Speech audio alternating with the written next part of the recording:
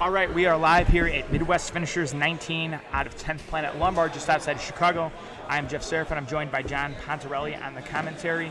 What you guys are about to see is two professional tournaments, a men's 185-pound 16-man bracket and a women's 8-person bracket with 125 pounds as the weight class. You're going to see some of the top talent from across the country and the Midwest. We are in an EBI rule set, so there will be EBI overtime if we do not have regulation submissions. All matches will be 10 minutes with EBI. We'll also have some super fights spread out throughout the tournament to give our competitors a break. We are just about to get started. We're just clearing the mats now, and we're going to be starting with our men's 185-pound bracket. If you are new to our finishers brackets, we have an incredibly high submission rate, somewhere near 80% of regulation submissions. Expect a lot of fast pace, real quick pace with us. We don't give a lot of breaks between matches. We just run them. We want you guys to see a lot of jiu-jitsu quickly. And like I said, we're about to get started. Our first matchup is going to be Nicholas Creighton out of Adamas Jiu-Jitsu, Dante Leone's gym, home of multiple-time Midwest Finishers champ Max Hansen and Brad Schneider. And he will be going up against Aaron Jones from Queen City Grappling, both coming out of our way from Ohio. If you guys have not seen Nick compete, he is a submission hunter. Really good on the legs, really good on the arms. Competes a ton all over the country, different rule sets. Has won a ton of pro divisions all over the place, and is a Midwest Finishers vet. Aaron I'm not as familiar with, but coming from Queen City, they're a very tough team in Ohio. I'm sure they're familiar with each other, both coming from a similar location. We're just getting ready for our announcer to call our first match to the mat.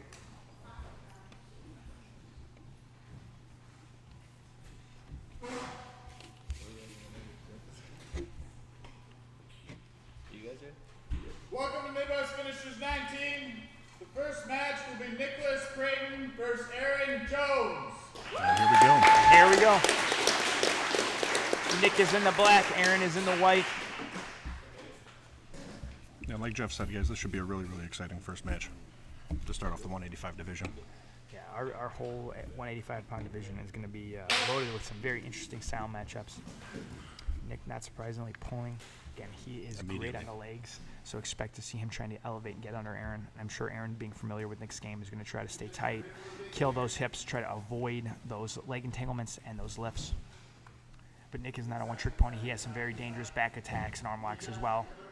Right away, Nick's in on the leg, getting an ashi. And you got to think this is very early, so they're dry. Neither guy's tired, neither guy's too sweaty right now, so this is the perfect time to get in the leg early in a match. Nick has to be a little cautious of Aaron getting his back and exposing it. Aaron doing a very, very good job at keeping those legs triangled, making sure that he doesn't get his leg extended and keeping a good base. But Nick doing a good job at making sure that he's keeping them off balanced. Nick trying to pull that heel in and unlock the triangle. Aaron did a beautiful job escaping that entanglement early on. There has to build a little confidence that he can get in and out of those leg entanglements if necessary. Right. Kind of seeing a classical kind of body lock type pressure pass against leg locker battle right here. Yeah, Something I think you're going to see quite a bit in the divisions today.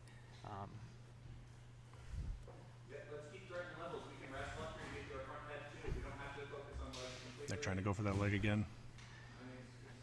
He's got a nice entry. It's a nice position. His leg isolated. Aaron is doing a good job trying to clear that knee line. It looks like he's got the knee line cleared. Nick's going to try to slide to that other side.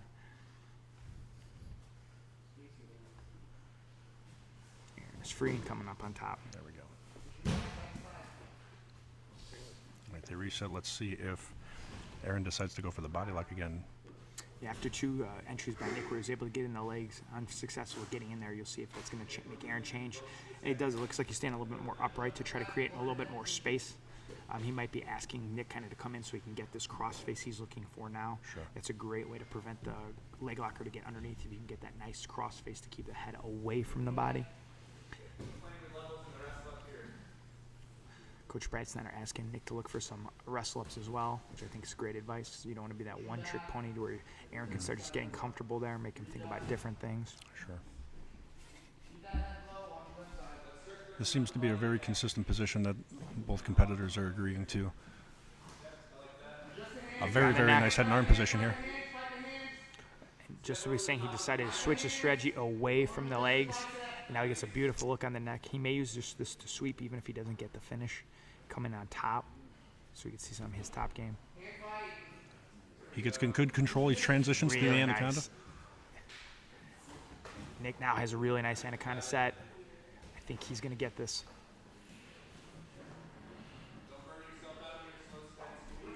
This is very tight. There's a tap.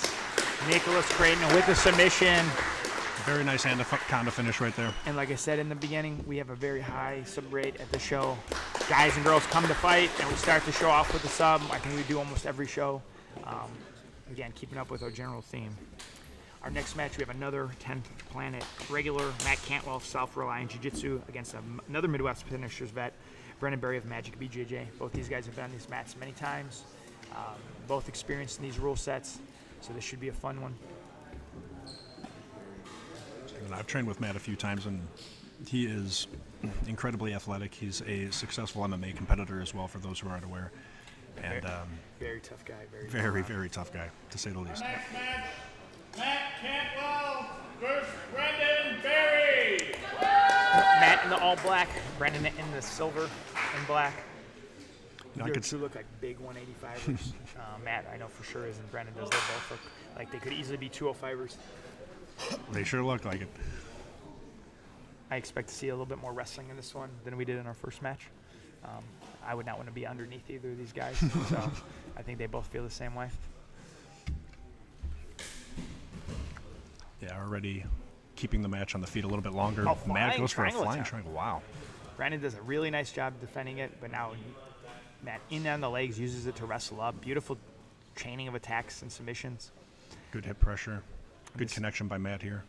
This is somebody who definitely has great top pressure. You know, this is somewhere Matt wants to be, but he did a great job using his offensive jiu-jitsu to get there, showing some really, really good diversity in his game. He gets a good chest-to-chest position here, a good crossface and an underhook. He's going to try to clear that half guard. Now a little lockdown from Brendan. And this can be in a tricky position. There's an old adage, sometimes the lockdown locks you down as much as the opponent, but if you use your lockdown aggressively and effectively, it can be a really dangerous tool. Sure. You can set up some knee whips, you can set up some really nice sweeps.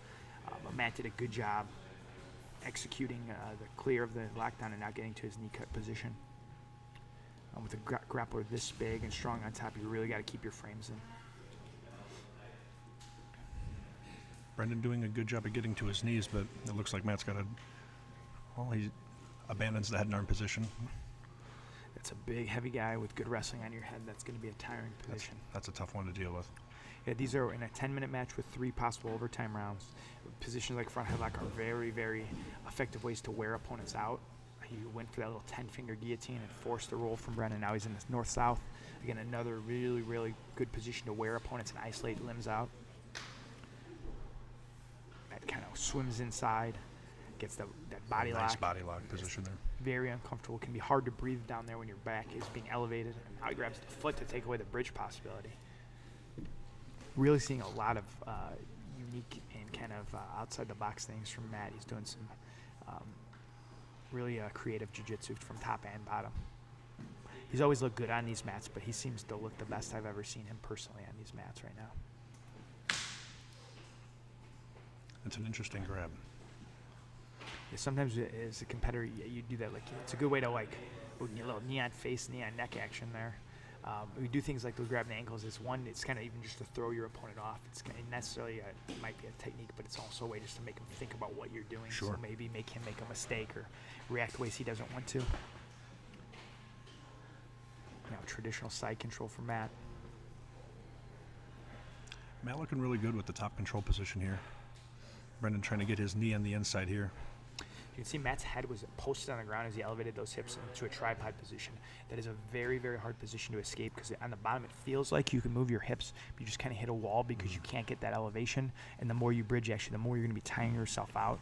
Again, another instance of Matt putting him in positions where he's not doing too much other than making Brandon tired and making him make mistakes. Matt tries to go to the mount. Brendan does a really good job at defending the mount position. Right back to that traditional side control, head and arm.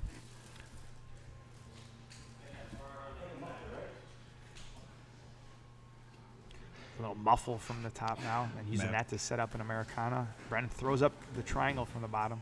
An experienced competitor, too, checking with the ref before he goes in. You are allowed to ask the ref here. It's not the IBJJF. No one's going to be penalized for asking refs questions. But it's good escape by Brennan. Again, showing real good composure. Sometimes when you start getting muffled and knee on the face, this is where people can kind of lose their calm and make mistakes. So far, so good. A little foot slap from the bottom. Definitely seemed unintentional.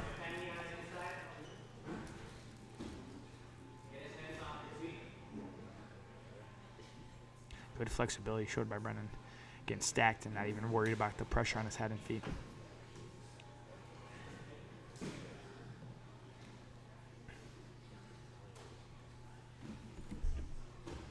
Now that we're a couple minutes into this match and we're kind of setting up our pace, it'll be interesting to see if either guy starts to kind of change their game and their ideas. So we see a little bit of a scramble here. A low single by Brendan. Well defended by Matt. Matt just seems to be one step quicker than Brendan. He's been able to kind of like get slightly ahead in all these scrambles. Sure. Brendan's doing the right thing, doing really good defending and escaping, but Matt just seems that 1 second ahead where he's just catching him before he gets to that transitionary spot. Five minutes. That makes the halfway part of this match 5 minutes down, 5 minutes to go. Matt has a good control position. Let's see if he opts to try to take the back here. It looks like he tried to throw the leg over there for a second, but was unsuccessful there. If I were coaching Matt, I'd want him to slide his right knee a little bit tighter to Brendan's back and kind of use it as a wedge to create some nice lift over the shoulders. It's going to be a little harder to put that leg in with that space because Brendan can rotate his shoulders, and that's what's able to get him that angle. Matt still has an angle for the back, but his shoulders were free because of that gap between the shoulder and the knee on that position. Look for the reverse triangle, kind of armbar combo coming from here. It's a really nice way to try to roll your opponent and go into the submission. And Nogi, especially that rear triangle, is an incredibly strong control spot. There it is. Man, Matt looking really sharp right now. Brendan's doing a very, very good job with this defense, though, but like you said, Matt just seems to be one step ahead, yeah. Little face crunch action from the back. Not putting the body triangle or hooks in fully, kind of using his hips a little bit more for motion and control. Looking for a little face crank again, side to side, very nice switching. He's on the face, we'll see if he can get the tap. Brendan's not letting him have it. Again, at this kind of pro level, guys don't need the neck, they just need the face. Right. And it looks like he has the face crank. Brendan's thinking about it and gets the tap. Matt gets the tap with the face crank from Matt Cantwell, and he will move on to our second round. Him and Nick Creighton will be a very fun match in our quarterfinals.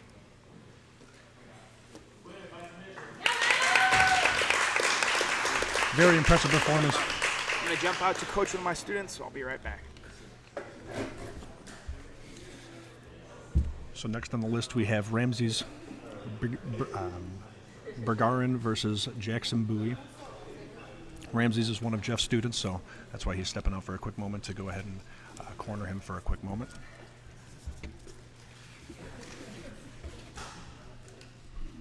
I haven't trained with Ramses much, but I've been training with a lot of Jeff's guys who talk quite a bit about his game. They say that he's very, very skilled with taking the back. He's very, very skilled at using his crab rides, very, very skilled at using his bolos to try to get to the back exposure, and very, very successful with finishing the fight from there.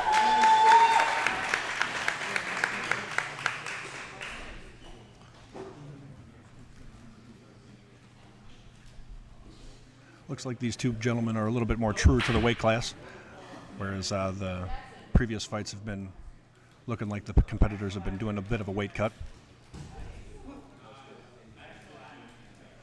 Jackson starting with a cartwheel pass. You can see Ramsey's nice and comfortable with a good, solid guard position. Both gentlemen just doing a little hand fighting right now.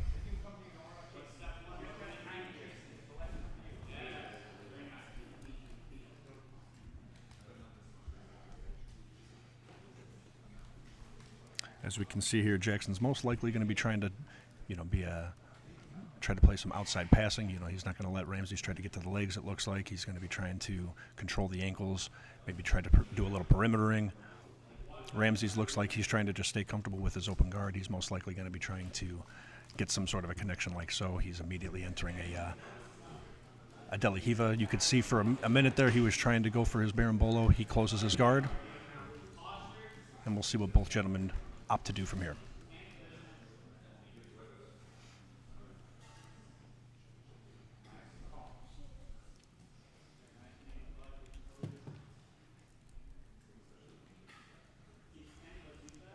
Both gentlemen looking very calm within the first couple minutes of this match.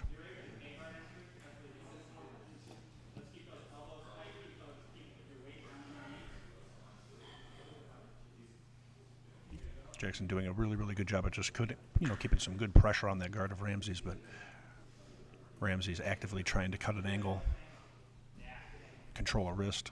You can see he's trying to underhook that leg right now and cut a deep angle.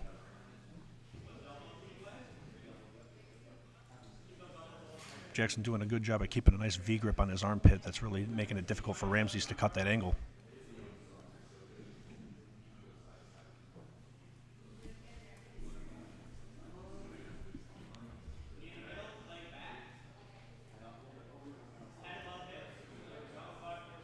Jackson going for a very traditional kind of knee in the butt guard break, trying to split the guard open of Ramses.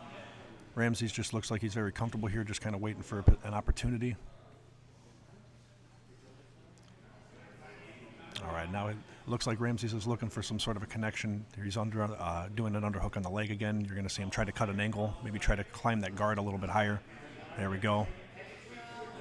Beautiful sweep, right into an armbar attempt. Immediately, this is super deep. Jackson's going to need to try to get his posture if he wants to defend this. Ramses looking very, very calm. This is in a deep armbar position. The arm is rather extended, but Jackson still has his arms locked, And there's the tap. Very nice armbar finish from Ramses. Out of Seraph and BJJ.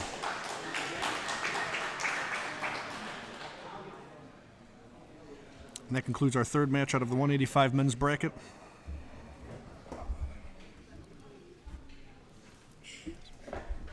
Next up, we have Cody Roy against Nilo Berger. Cody coming from Commonwealth Jiu-Jitsu, Nilo from Adamas. Nilo is a multiple-time Midwest Finishers vet. If you've not seen Nilo grapple, he is always fun, one of the most exciting grapplers in the Midwest. Cody's also an experienced Midwest Finishers grappler, a lot of EBI experience. This is kind of contrasting styles. Nilo is much more of a scrambler. Cody's a tough top player with some really good jiu-jitsu. It'll be a fun one.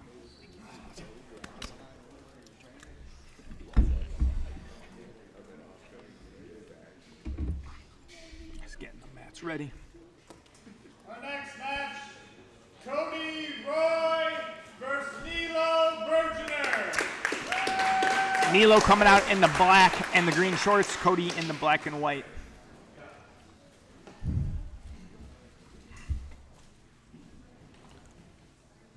Nilo opts to pull the guard immediately.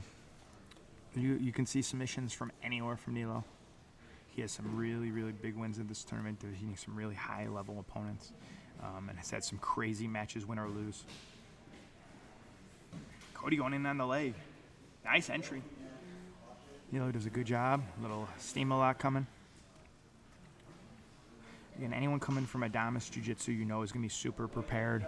One of the most underrated gyms in the world, home of Max Hansen, Dante Leon, Brad Schneider. Again, they have a ton of EBI and Midwest Finishers experience.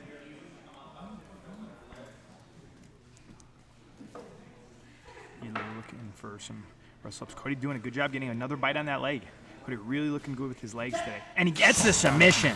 Cody Roy. Was it the steamer locker or was it the straight ankle? Really nice. He just said he got a couple good bites. It has to be a little bit of an upset, but not really surprised. Cody's a tough grappler. Very quick finish. And again, we're now at 4 for 4 submission-wise. Already moving into the other side of our bracket. On the top of the next bracket, we have probably on paper the favorite in this division, Kevin Beering from 10th Planet Atlanta, one of the best gyms in the world, under Sean Applegate. Kevin is the 170-pound Midwest Finisher champ. He's coming up to go for the 185-pound title. He won all 4 fights by submissions, his first time here. So expect fireworks from him. He's coming against Landon Torville from Fathom BJJ. Landon has been on Midwest Finishers as well, running into eventual champion Brad Schneider last time. And he now has to fight a different champion in Midwest Finishers second. But he's going to be game and ready to go. Kevin Buring versus Landon Torville. Kevin in the kind of dark gray and red. Landon in the black with the multicolored shorts. Kevin is an incredibly skilled grappler. He's going to be a name you're going to be seeing on the biggest stages in the coming years. Very good guard, very good passing, really just strong overall. Again, he is a little small for the weight. That's the one thing. He is a 170-pounder. But still, I would say on paper is probably the favorite here today. Seeing a lot of heavy pressure right away from Kevin, smashing the knee shield. Here, Coach Sean Applegate coaching in the corner. Again, Sean is a world-class coach. You talk to a lot of the guys in 10th Planet System, and he's one of those guys that they all talk about how special the coach he is. Again, do not count out Landon, just like in the last match. Nilo, on paper, might have been the favorite, but Cody came out and looked amazing. Landon can be the same. He's coming from a great gym. Looking for a little false reap entry. Let's see if he can cut that angle. He's looking pretty sharp, but Kevin has a very, very good leg lock game. It's going to be hard to catch him in that. To get him deep into those positions, sure. Trying to set up that Choi bar a little shallow.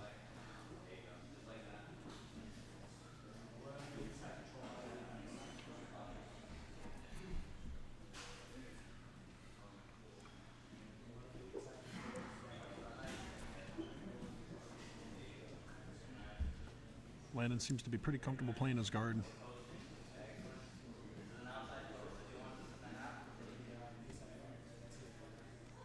But yeah, that good hip pressure from top has got to be tough to deal with. Yeah, and you can see the way Kevin is just driving his hip forward and really putting that internal pressure. That's something I personally love to do. I don't think you see enough grapplers doing. Sure. It really makes you uncomfortable from the bottom. It makes it hard to attack.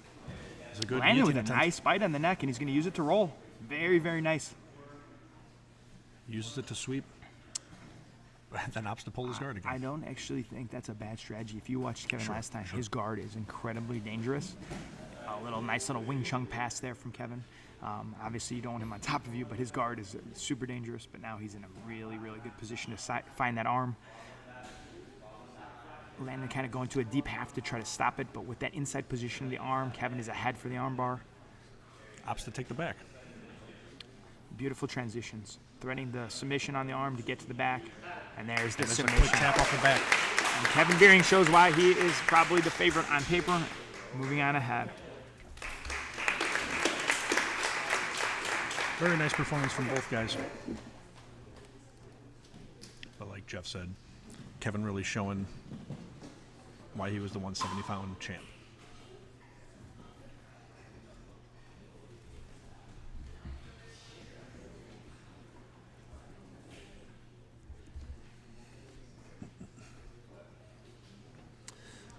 Just getting the mat set up for our next match, which is going to be between Blake Harris and Omar Imanoli.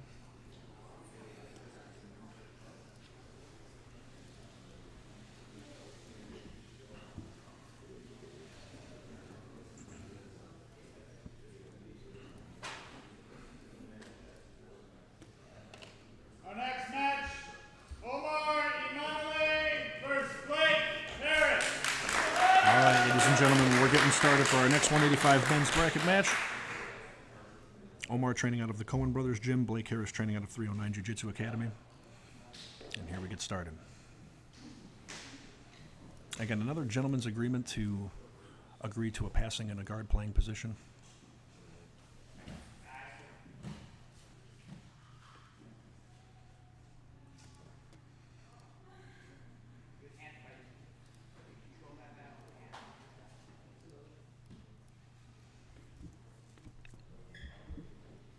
Both men just playing in a little bit of a hand fighting right now. A very, very nice leg entry.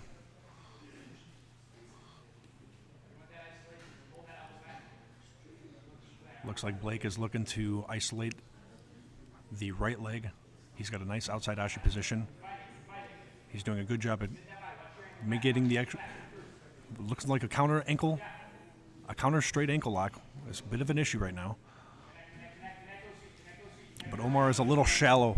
He was a little shallow. He wasn't able to create enough braking pressure, or else that could have been finishing. All right, Blake Harris looking really, really good in this 50-50 position. He's looking for that inside heel hook.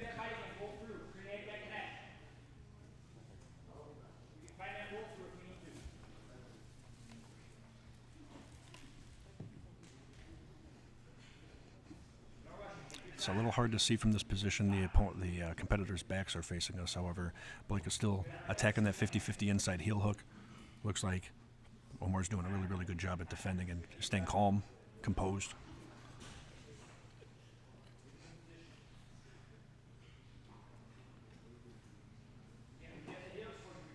Blake trying to readjust. It looks like he's trying to get a different bite here.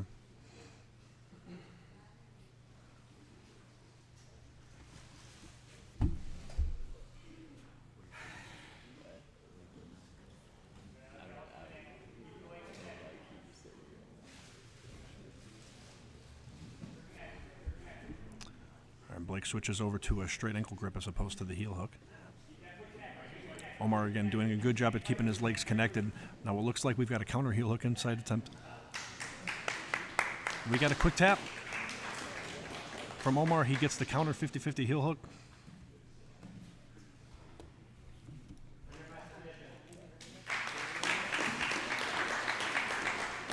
Very nice inside 50-50 battle between the two gentlemen. Congratulations, Omar. Good performance by both men.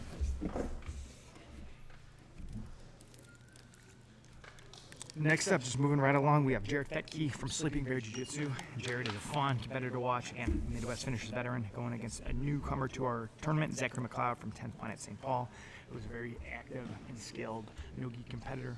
So expect some fun fireworks in this one. And I haven't seen Zach too much, but Jared is a very much an explosive wrestler. Look for some big passes, big throws, big movements. Coming out in the Jiu-Jitsu Idiots rash guard set. And Zach coming out in a much more traditional 10th Planet attire. Our next match, Jared Fetke versus Zachary McLeod.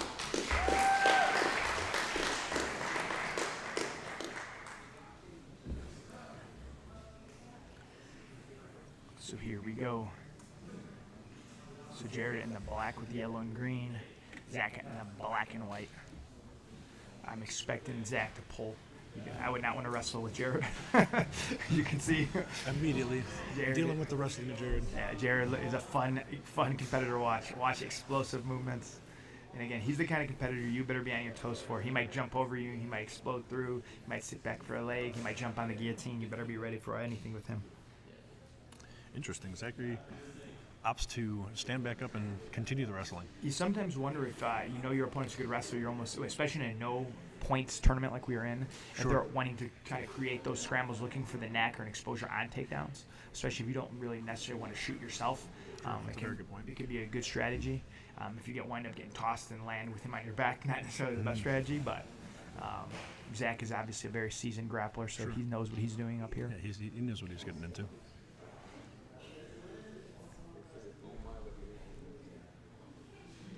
Looks like Jared's really slowed down the aggressiveness, or the aggression, I should say, on the feet. I think he felt what Zachary was doing. He's trying to pull him into something. Jared's being smart. Let's see if these guys can keep her going. We got 100% submission rate through 7 matches. Or through 6 matches, I should say. Let's see if our number 7 can keep that going.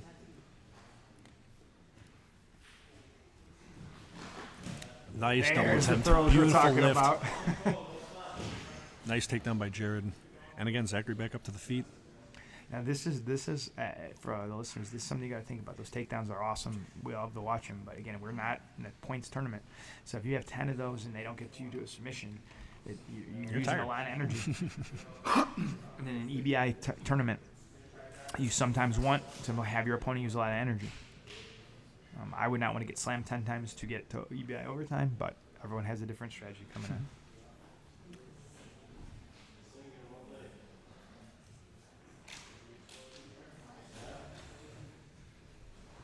Zach pulls, and he comes right back up. So watching this, what I'm thinking he really wants is he wants to get a connection in on the takedown or pull. Jared wants to kind of throw into a dominant position, and neither of them are committing if they're not getting what they want. Zach's off the takedown or pull will just disengage if he doesn't get the connection, and Jared's disengaging if he doesn't get a dominant spot. I wouldn't be surprised if we see something like an inside kind of trip into a pull from Zach, or maybe even go for some kind of like flying submission to try to get Jared into position. Again, it's a nice single leg from Jared, but again, that seems to be the theme of this match. Mm-hmm. A nice takedown and a reset. Again, about 3 minutes into the match, like I said, obviously Jared's in good shape and a great wrestler, so I'm not saying this is wearing him out, but this is a lot of energy being exerted for no points. We're not in a situation where you can win by just default or points. It's a nice little snap down here. Now this is a good position for Jared.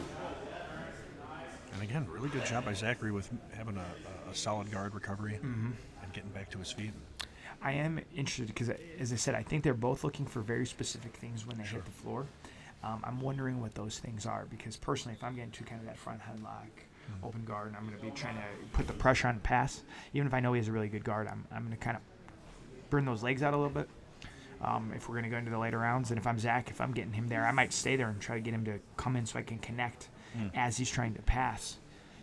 But again, I'm not sure what's going through their head specifically. It looked like an arm spin attempt by Jared.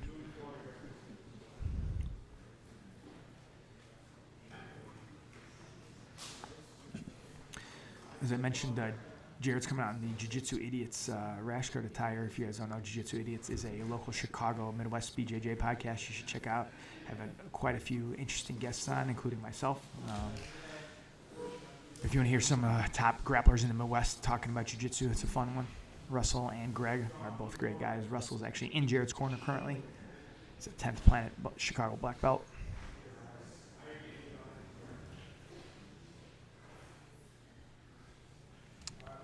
Neither gentleman really opting for any collar ties. It looks like Jared is really, really comfortable with this underhook. I think most grapplers would be, but there's a few times where you will see, Zach ultimately opt to play an overhook game. Again, this is a tough stand-up fight. Yeah, this is very much becoming a very kind of outside the box kind of scrambling for what we usually see. Both finishers. Again, Jared is always a showman. The big throw is looking to get the crowd into it, which I love to see. Nice double leg. Let's see if he's able to control the position and keep Zachary down this time. Now we get a low mount. So you're going to expect Zach to kind of keep him low, and then if Jared works up, he's going to go for a kip escape. He's immediately setting up the kip. Jared should be prepared.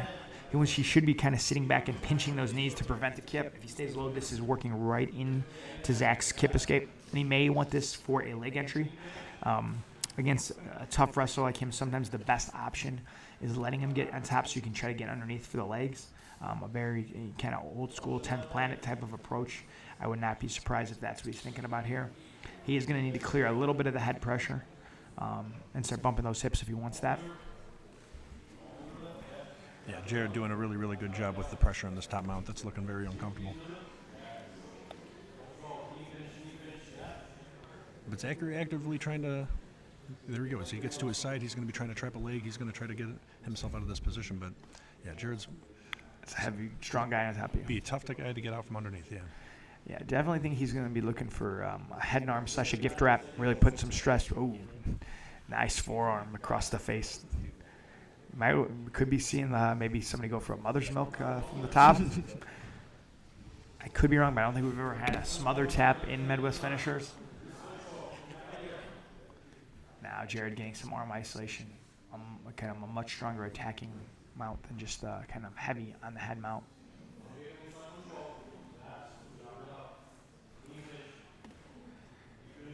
Looking for that gift wrap and just can't get a deep enough grip on Zach's wrist. Zach doing a good job peeing at him. Now sitting off into the front headlock. You might see an old school on the back from Zach. Very interesting. Zach escapes, but can he keep control?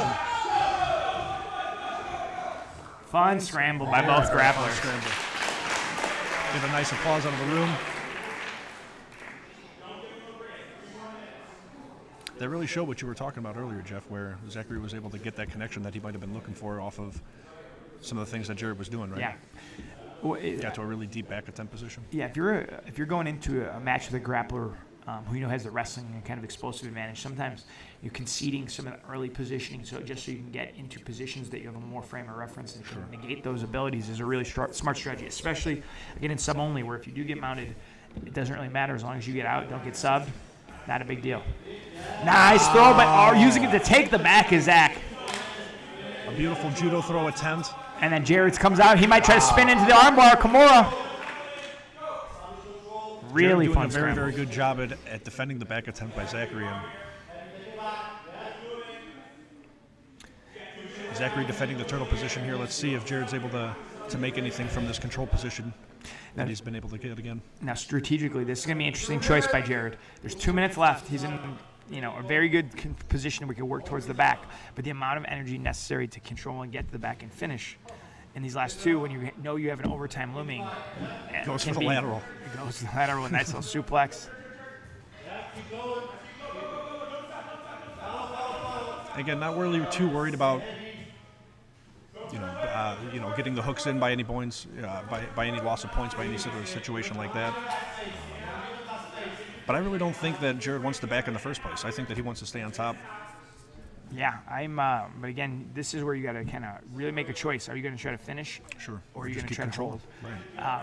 Because again, with short time, under 2 minutes, probably about just under 90 seconds, I'm guessing, left, you do not have a lot of time to set up a sub. And if you're going to use energy going for it when you're about to go into overtime, it can be a very strategic advantage or disadvantage depending on where you're thinking of the match. It looks like Jared is adamant about trying to finish the fight still. He's transitioned to mount really well, but which is we want to see. We want to see finishes. But this might be the first one. Yeah, and I mean, if I'm Jared's corner, I'm probably telling him, let's just hang out, let's catch our breath, sure. Make him carry a weight for the last 45, and let's go to OT. If I'm Zach, I'm just making him scramble. I'm making him move, keeping my elbows in, but bumping my hips, trying to keep that energy going the whole time. 30 seconds. I think we're going to hit overtime. Yeah, they just called 30 seconds left. We can only assume that that's most likely what's going to happen. If Jared opts to maybe try to shoot for an arm or do a quick back take here, but ultimately it's looking like it's going to go to OT. For those of you new to the EBI overtime, we're going to have up to 3 rounds with a 2 minute max ride time. The competitor can choose to either be on the back or in the spider web, which is the armbar position, and you're going to either control for 2 minutes, escape, or submit. The person with the fastest submission wins. If there's no submissions across all 3, it's the person who escapes the fastest out of those. So Jared, being the aggressor in the match, gets the choice, and he's going to opt to take the back. So they're going to start with a seatbelt grip, and then Zach's going to get a 2-hand defensive grip, and we're going to play from here. There's always going to be some jockeying for the grip position. Always. Ref Hashir making sure both guys are in a good spot. Jared has his ankles crossed. Zach able to pop him. Jared looking for a little cross wrist. So it looks like he's about to clear that bottom hook. Zach. But he loses the... Zach has got the knee back alignment. Jared doing a really good job at recovering the back. That is an escape. Beautiful, beautiful. Nice escape by Zach. Not a ton of ride time. And Jared definitely looks a little tired after the control he's had throughout the regulation and this overtime. Expect an explosive start from Jared. He does not want to stay here long term. Zach being a tall, long grappler. Expect a body triangle and just a lock and to slowly set up the choke. Jared tries to explode, but Zach's able to keep control. He tries to the trap arm the is arm. trapped. Climbs up pretty high on the back. Let's see if he's able to take it. Jared gets out. So Jared definitely has a small ride time Just a little bit more. First OT. But again, we get 2 more possible overtimes. We'll see if either guy opts to switch to the spider web or continue on the back. Looks like we're switching it up. There we go. Here comes the spider web. So this is going to be an armbar position. The attacking opponent can have 1 arm in and 1 arm out. The bottom player gets the defensive connection they want. They're supposed to have their knees facing straight up.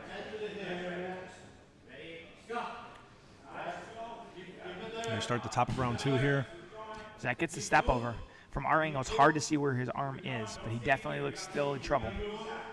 Someone as strong as Jared on your arm, this is not a good spot with that. And there's the submission. Fully extended. Fully extended. So Jared gets the sub, but Zach has a chance. He has to get the sub, I'm guessing, in about 20, 25 seconds. So it's going to be a So Zach is going to go armbar as well. Sure. Generally speaking, for the new people to EBI, if you need a quick submission, armbar is the way. If you're looking for ride time and submission, usually the back is the way. So this is not surprising. Generally speaking, for the spider web, it's kind of you get it or you don't. You can't touch the leg to start. It has to be one arm down, one arm on the floor. He immediately starts going for the bicep slicer to try to get that arm for extended. The slice. It's going to be hard to get this arm, though. He's really trying to go for the finish here. And Jared does not have to escape. He just has to not, and that's time. And Jared gets the sub in our first OT match of the day. That was a fun one. Very contrasting styles. Definitely, and it's some very fun scrambles out of there, too. Very fun match. Now, our next matchup coming up, the last match in our bracket, is Brandon Wilson of Longhouse Submission Grappling against Eduardo Ablar of Uke BJJ. This, I think, is the kind of match of the first round. Brandon is a very experienced grappler from Michigan, lots of EBI experience, ADCC experience, Midwest Finishers experience, really good on his feet, good leg locks. Eduardo is a very high-level black belt with very big credentials in the IBJJF circuit, newer to the Midwest Finishers and EBI scene, but on paper, again, one of the favorites, very, very seasoned black belt. He's going against a scrappy, tough Brandon Wilson who can give anyone in this division fits. This is going to be kind of contrasting styles. I expect fireworks from these two guys. Next match, Brandon Wilson versus Eduardo Ablar. And here we go. Both grapplers in the black and white. Brandon's got the skull and the eagle on his rash guard. Eduardo in the gameness. Brandon is known for a lot of foot sweeps and arm throws. See some heavy collar ties right off the bat. Brandon is a fun guy to watch. Again, he's been a multiple time Midwest Finishers vet. I always watching Brandon grapple no matter the rule set. And Eduardo, like I said, is a newer grappler to the rule set. Immediately trying to enter the Beautiful legs. gets in on the legs. Doesn't The knee necessarily line's hit a the knee little line. loose. That does not mean he can't finish the leg lock. Brandon's going to pull him back into his own leg lock. Trying to do a hard counter here. Eduardo rolls out. Opts to play his And guard. jumps on the leg. Aggressively. Yeah, very fast. Eduardo did a good job reacting to that quick entry. Fun scrambles to start this match. And like I said, that coming into it, I thought this one could be the match of the first round. And they reset towards the center. Both guys showing they're going to be going for subs, which is always what we want to see.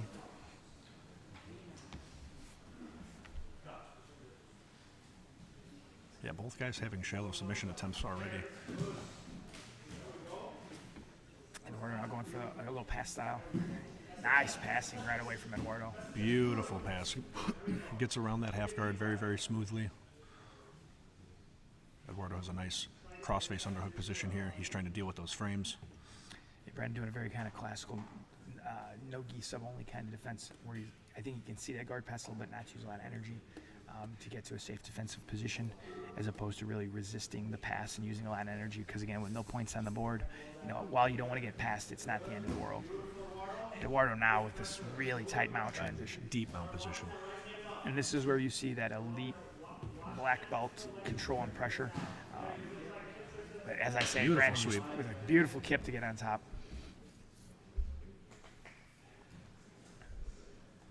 Smartly, I don't think Brandon wants to stay here very long. He wants to get to a safe spot where Eduardo can't really attack from a closed guard. For those that don't know, we do have a no slam rule in Midwest Finishers, so you cannot slam out of even submissions. But if you're caught in a submission, you do lift your opponent above the waistline. That is considered a reset or an escape, just for the safety of both competitors, including in overtime.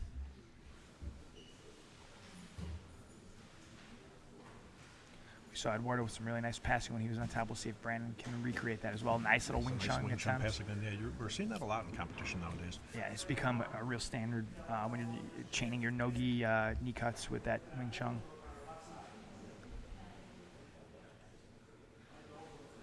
Eduardo has his guard closed here. We'll see if he opts to. He goes Reverse for a nice straight armbar. arm lock.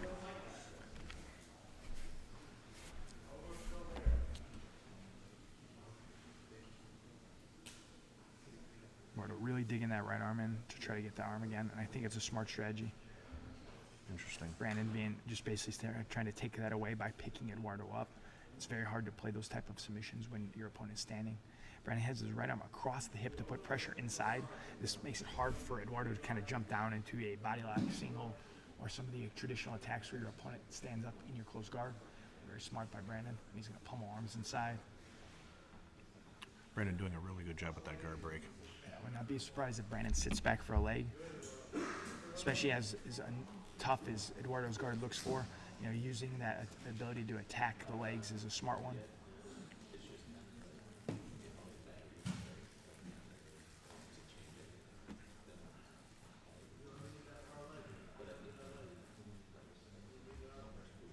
Brandon trying to work his knee cut here, dealing with that low knee shield. Eduardo Back to that close.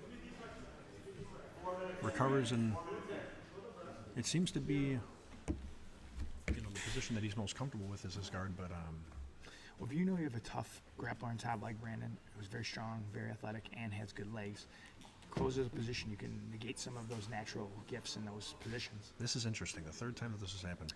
Brandon's going for the body lock. I think it's a smart strategy to kind of make it harder for Eduardo to play Sure, his close guard, and kind of almost dare him to open and try something so Brandon can get back and Get sit to a up. good position. But this will wear, this is tiring for both guys, but it's definitely putting a lot of pressure on Brandon's lower back.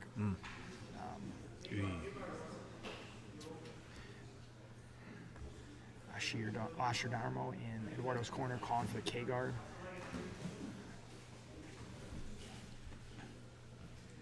And both competitors very skilled here. So this is kind of, after those initial scrambles, this has been the name of the game in this match. Close guard against Brandon's passing and elevations. Now Brandon going for this, both arms in from the close guard.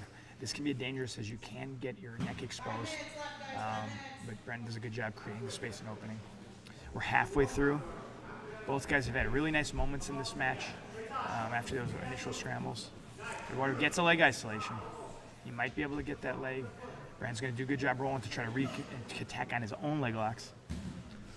Brandon doing a really good job at keeping his knee line in a really safe position. Brandon's, like I said, we've seen him on his finishers quite a bit. He's won quite a few matches here with leg locks, so he's very, very hip to that game. And it almost seems like he's wanting Eduardo to go for those legs so that he can counter his legs, Sure. Which is a smart thing to do against a good guard player like this. Make him commit, and if you're confident in your leg defense, you can get into your own attacks. Very Old nice school tripod sweep. Classic. And with his defense too, with the leg locks, you can tell that he's. We got a nice darts attempt here. Eduardo with the head exposure. That's a very nice entry for Eduardo. He may use this for the back as well. Brandon doing a good job at going belly down. He gets to his knees, so he has a good, strong base here.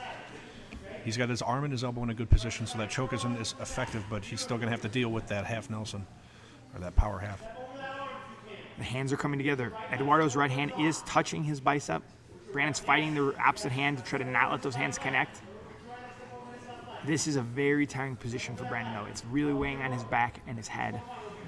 He's carrying a lot of weight. Brandon able to scramble, but now in a kind of folded guard position. Edward opposite transition. Gets a nice guard pass. Stabilizes the position. Good chest to chest. Last time we saw this, Eduardo did a nice, really classical knee across the stomach to get to a nice tight mount. Later in the fight now, this might be a more useful position to really put pressure on Brandon, use a little knee on belly. He gets the mount again. He's looking for an arm triangle. Brandon gets that right arm inside to try to separate.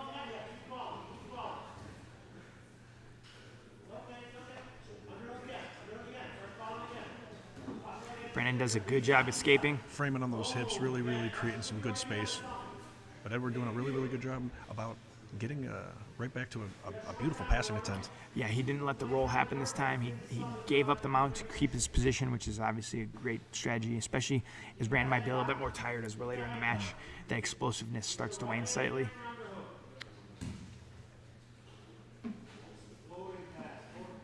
Eduardo keeping his right hip super light, looking to kind of jump to positions that he's looking to see that's open, and it looks to be the mount was the most open position there. Coach Astrodarmo asked him just to grab his throat. It's a good way to get your opponent to open up. Now Brandon's going to use that space to try to look for the leg. And he finds the leg. Eduardo needs to pull that knee line through. He's able to. We're just under 2 minutes. Brandon was able to get a much deeper bite on the knee line there, but yeah, again, Eduardo with a beautiful leg lock defense. Both competitors incredibly skilled, countering each other very, very well.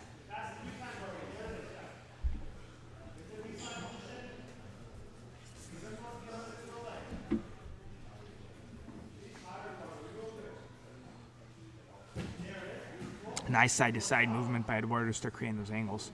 And just because you didn't pass in that situation does not mean it wasn't effective. It creates a big reaction from the bottom player. And 8.5 minutes into a match, that is a tiring movement for Brandon. So that's smart strategy for Eduardo, even if you don't get those passes. Wear out your core. Wear out that lower back.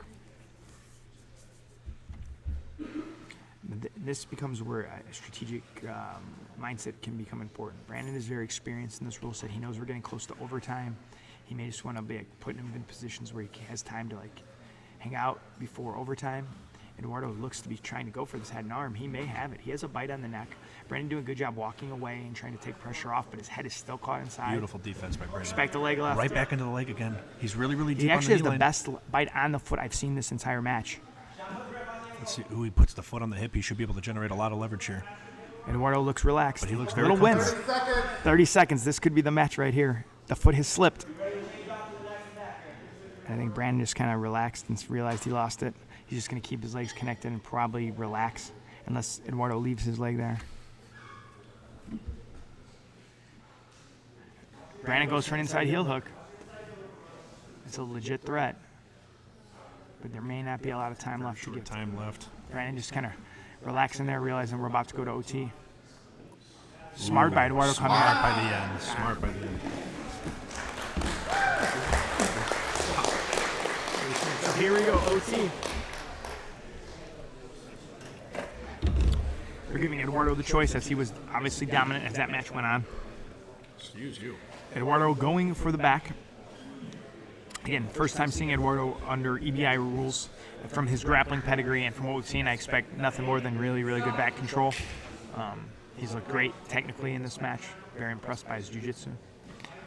We'll see if Brandon's experience in EBI can come to play here, though. He does have a lot of EBI experience. He's able to get the head free. He needs to get that inside elbow, the left elbow across the center line. If he does, that's an escape. It looks like he's more trying to just get some ride time right now. Trying to really control the position. That was a really good readjustment by Eduardo. Brandon had a good back misalignment. He was able to pull him back into an attack position. He seems to be opting to lock the body triangle on the bottom side.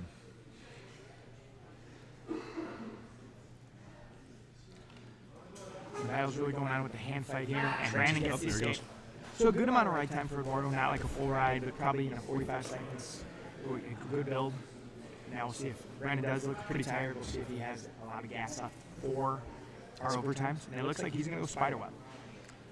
Again, I thought we were going to see more spiderweb today, and we're already starting to see quite a bit. Do you think that he's, do you think that he's, looking for the quick submission? Do you think that he wouldn't be able to get the right time? I just think you're going against a very high-level black belt like Eduardo. Sure. I would imagine, not as much EBI experience, I'd imagine he just feels he's going to have either just a better armbar or he's going to have more advantage in he looks very, very skilled here. Yeah, this looks very, very nice. But Eduardo does a really, really good job of getting to his knees, creating a really, really strong base. There's the escape. Very nice escape from Eduardo. So very, very good defense by both guys. I would say Eduardo has a slight right time advantage after our first OT. But again, no one's way ahead, so there's going to be these overtime rounds are going to keep going. Eduardo again. He goes to armbar now. Brandon may have given him a good idea. I actually like that idea. Brandon used a lot of arm power trying to pull that arm across, and his arms are tired. So going right into that armbar after that is a smart strategy. Immediately right into a strong grip break. And Brandon gets out beautiful scramble from Brandon. Now that is the problem with the armbar.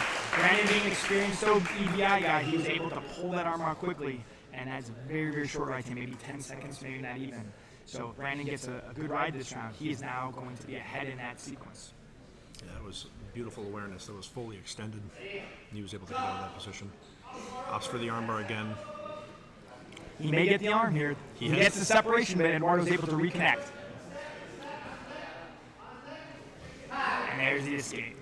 So after those two overtimes, you have to be very close in ride time. Brandon probably got a few extra seconds built up that round, but it is very, very close as we're going into our last overtime. Do you what do you think is the better strategic option here, Jeff? Do you think that it would be better to go for the right Go time? for the right time. Sure. Neither guy has really gotten that close on the submission, Sure. so I'd opt for back and go for the ride.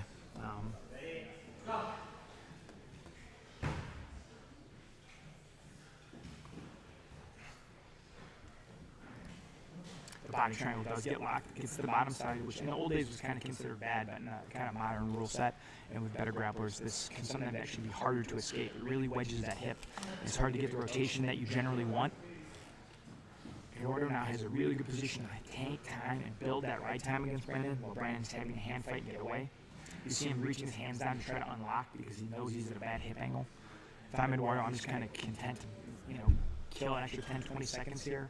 Force Brandon to move, and then he can find his escapes as the ride builds.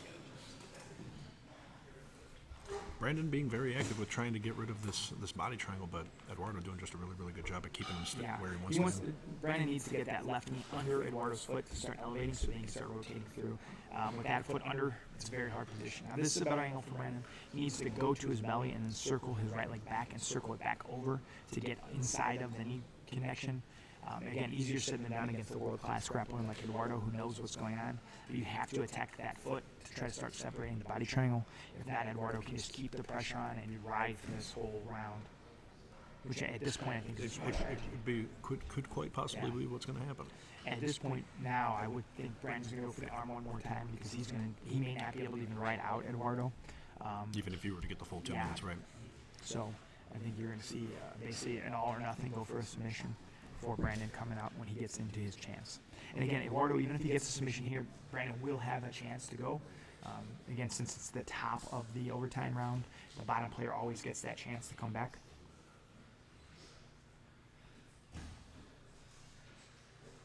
It's kind of interesting. You're almost watching Eduardo kind of learn the EBI strategy in more real time, deciding to go here.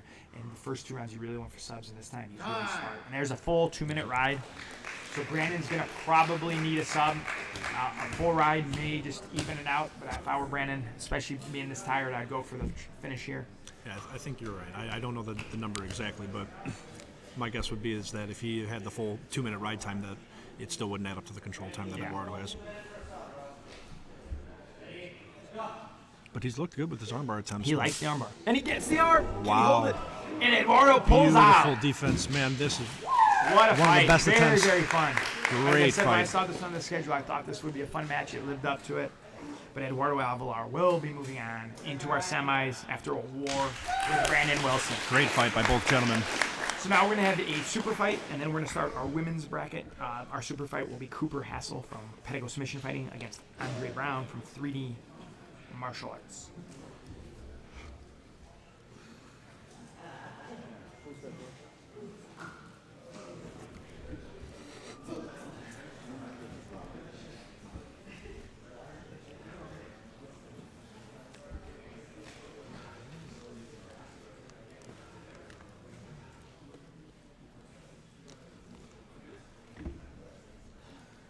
The next match is the first super fight of the afternoon between Cooper Hassel and Andre Brown. Andre coming out in the white rash guard. Cooper coming out in the green and gold. Andre has Chicago staple Javi Palomo from 3D Martial Arts in his corner. Cooper coming from PSF, Pedigo Submission Fighting. You know, they'll always be tough and ready to go.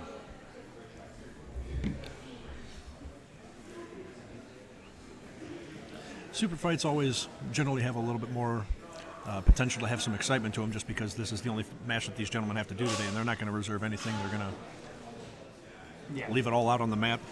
Yeah, exactly. And ultimately it's a finals match. and sometimes for these super fight guys, they know if they put on a fun performance, they may get invited back to the tournament or another super fight. Strong collar tie from Cooper right off the bat. Nice foot sweep. Beautiful. Gotta love your foot sweeps.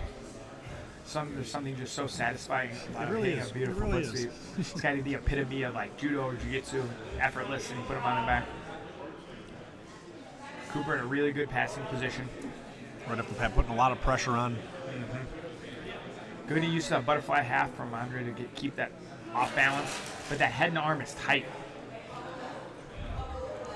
Switches to the crossface.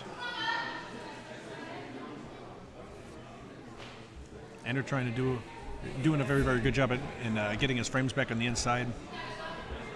Looks like he might be ultimately going for a Troy bar maybe, but he's isolating the shoulder right now. Good Cooper frames. uses that to almost pass. He has the knee pushed to the floor. Cooper's pressure looking really, really stellar right now. Yeah.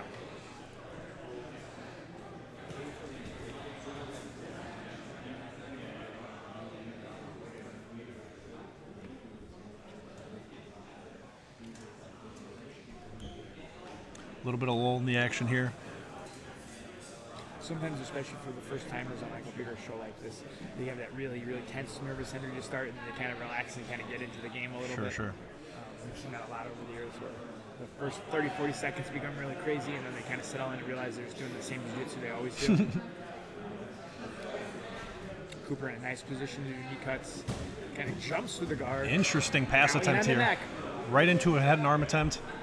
And uses that to snap down and get into a side control, but Ender gets back to the guard. Very good recovery. Very good defense by Ender.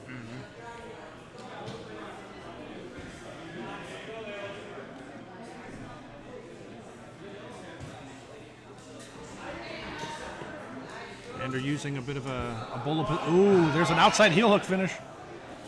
There it is. Nice submission from Cooper. Showing a real nice blend of takedowns, top control, sitting back to the feet. Really, really strong performance. And with that submission, we're going to be moving into our women's 125-pound bracket. This is an 8-woman bracket.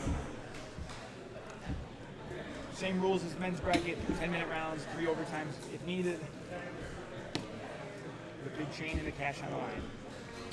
Our first match, we are going to have Emily Nicholson of AOJ against Kayla Foster of Champion MMA. Emily is a Midwest Finishers vet. She's been here a few times, making to the finals of our 125 previously. She's a black belt world's medalist, no-gi world's champ, or a Masters world champ. She's a European champ. She's a very, very seasoned competitor. Definitely probably the favorite on paper in this bracket. Kayla is a blue belt locally, so this is one of those kind of no-gi sub-only kind of matchups where you see blue belt against black belt. But again, as we've seen through today and through other titles and belts, don't really matter when you get on the mat. It's about who's the better grappler in that match today. So Kayla is in the black and blue rash guard. Emily is in the black rash guard with white shorts. Our next match is the first match of our women's 125-pound tournament between Emily Nicholson and Kayla Foster. Here both ladies come.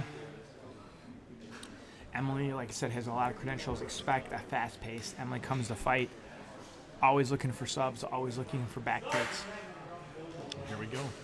Kayla sits right away. Emily immediately trying to get in on that neck.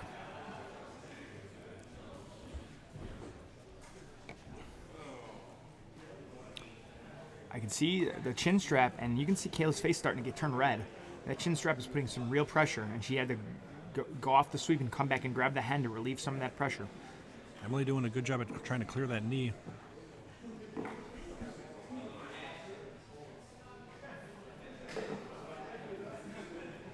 Kayla does have a good connection on that chin strap. She's trying to peer it off, but Emily's being very aggressive with it. Really like that strategy of using the head and arm to set up your passes, especially in this 125-pound weight class. You're going to get a lot of flexible opponents. Now Emily transitions into the leg off that sweep. Beautiful sweep attempt. But we're Now running she's into a the knee bar scenario. And she's going to try to transition that. Kayla grabbing her own foot and connecting the knees. And there's the submission. Emily Nicholson with a knee bar to move into our semis. A good performance by both girls here, and just a shout out to Kayla for stepping up on against a very, very skilled opponent. Congratulations to Emily Nicholson on the submission.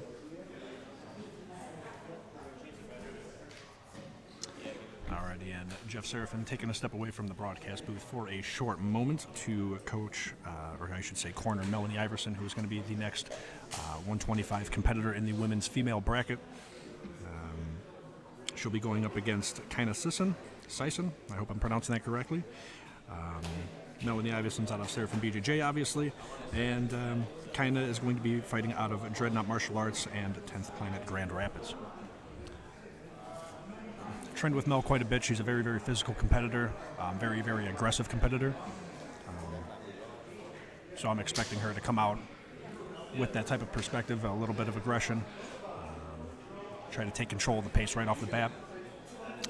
And we will see what kind of brings to the table. Our next match, Melanie Iverson versus Kaina Sison. And here we go. Ladies are coming out, starting our next match. Melanie in the all black. Kaina's going to be in the blue spats. Right off the bat, the double guard pull. The dreaded Jiu-Jitsu technique. Mel immediately looking to try to get in on the legs here. She's trying to establish a bit of an ashi, but then she uses it to sweep. Falls into a bit of a triangle position, but she's immediately got her posture. Kind of trying to really rip her down with that collar tie, but man, Mel's so physical. She's dealing with the triangle very, very well. And as Jeff said earlier, to deal with the slam issue and the safety of the competitors, at any point if you're in a submission and you lift them up above the waist, they just reset. We don't want to deal with any sort of slam injuries today, or in general. Mel in a deep half position with her head on the outside. Kind of looking to trying to get her knee clear and try to step over.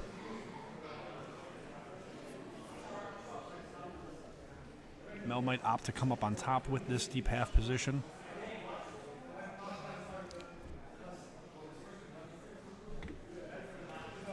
Really, really, really good control of the knee line by Mel, but we've got a nice kind of a knee cut position here from Kaina, and she's just trying to go ahead and separate that connection that Mel has on her knee to really kind of cut through, maybe step through, but Mel's doing a really, really good job at keeping this connection.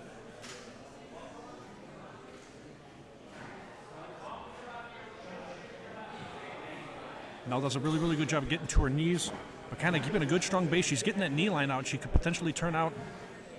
She's trying to turn back into her, and Mel uses that to finish the single leg takedown. And Mel opts to sit back for the leg again. She does a good job at grabbing the ankle, but she's a little shallow on the knee line. There she goes to try to recover the knee line. Kind of doing a good job at getting out of that position and right back to a strong passing position. But Mel making it not very, very easy for her. She gets into a nice deep half position again. Kind of had a position where she almost had her knee on the ground, but Mel, again, doing a good job of keeping her off balanced. Looks like she's trying to go deep half sweep, trying to go waiter for a second there. Both girls look to really seem to be comfortable in their respective positions here. Kind of really trying to, again, finish that pass to try to get to a dominant position, whether it's a back step or a knee cut. Whenever she tries to go to mount, Mel is doing a really, really good job at switching to this deep half, which is stopping her from really advancing her position.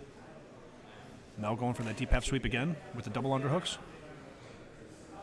Kind of doing a really, really good job at keeping her base and countering this position. Mel using a nice wrestling grip. All right, the ladies reset here. Mel's back in a passing position, kind of opts to play her guard. Kind of looks for a very, very nice tripod sweep. And Mel right back up on top. She goes to the guard and she immediately falls back for the leg again. Let's see if she's able to establish a good outside heel hook position here. Kind of doing a really, really good job at pummeling the legs while Mel is aggressively attacking.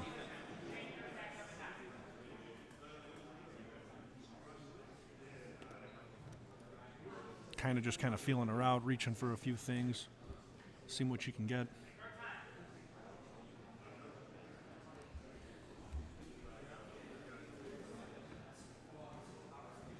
Melanie trying to step over to either essentially attach to the leg again or try to use that to establish a strong pass attempt. Both ladies look very, very calm and composed this deep into the match. We've got a good, strong leg lock attempt. Mel with a counter corkscrew lock.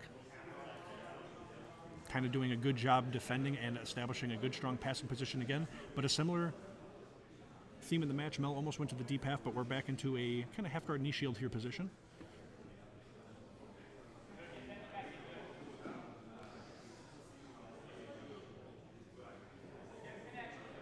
Kind of really having strong passing attempts when she gets on top. Mel really having a good, strong top position, but then she'll opt to fall back for the leg and really try to finish the fight as quick as she can, it looks like. Both ladies attacking on the legs here.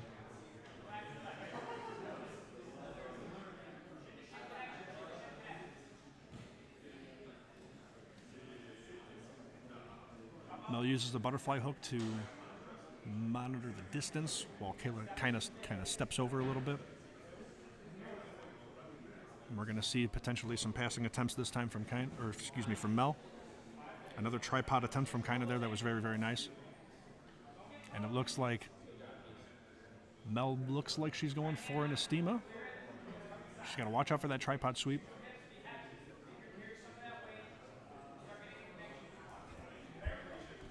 Both ladies offering a lot of threat in this match in regards to threatening the base, threatening the leg attacks.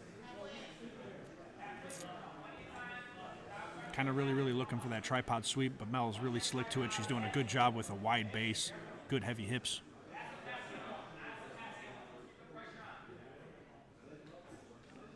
Jeff Serafin calling out for more pressure.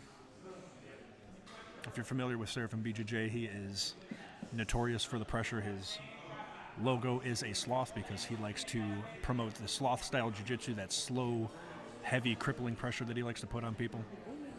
And here we go. We give it a nice tripod sweep from Kaina again, but right into the counter leg lock from Melanie, and then they reset through a bit of a scramble, right into this deep half position again that we saw earlier in the match, where Mel gets her head on the outside of the position and she uses it to come up on top, right into a strong passing position again.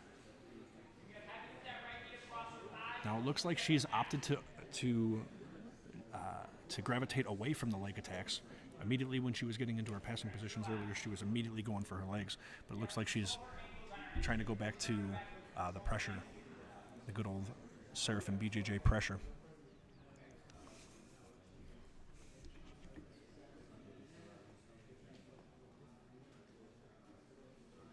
Kind of doing a really, really good job at keeping her hands moving, kind of just keeping, giving out different looks, keeping Mel guessing.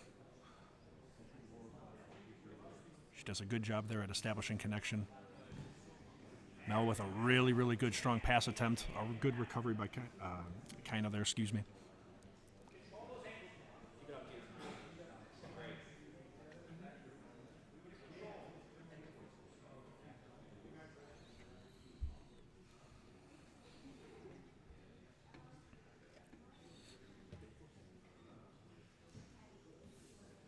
Both girls really having trouble getting deep on any of the positions that they're really wanting to.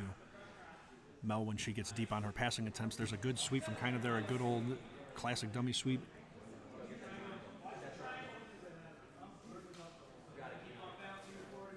Mel doing a really, really good job spinning to the outside and right to that deep half position again. She's really using that very, very well today. She avoids the triangle very, very well. Good defense.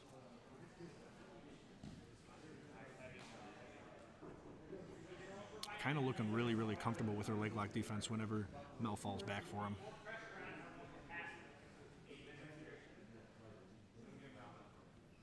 You can tell a little bit of a frustration out of Mel.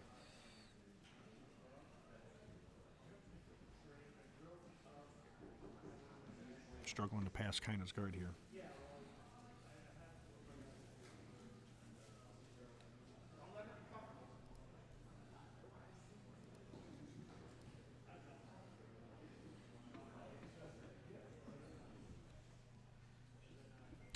about 90 seconds left in the match here.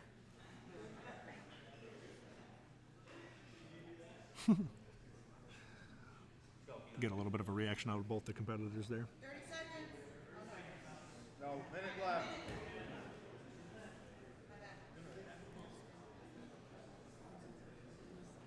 Kind of really trying to just get some sort of a connection to ultimately get a sweep to come up on top or enter a leg lock. That seems to be her strategy. And Melanie is, again, just trying to really find a good passing attempt, which she's found a few really strong opportunities, but kind of just done a good job recovering. And it looks like ultimately we're going to find ourselves in an overtime round.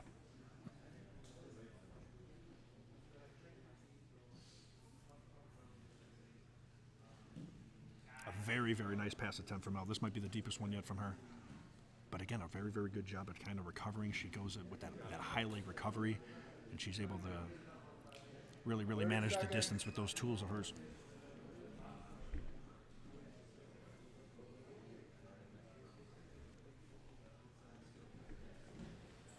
Opting for the tripod sweep again is kind of, and Mel very slick to it. Good strong base. I mean, she's tough to sweep just in general.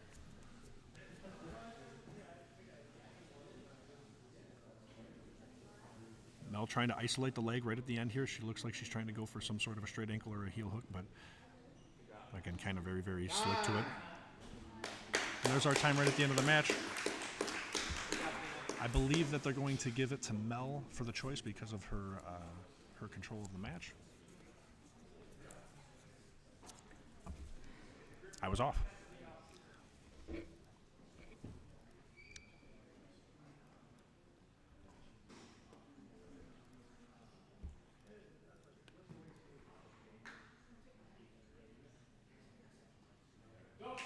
All right, here we go.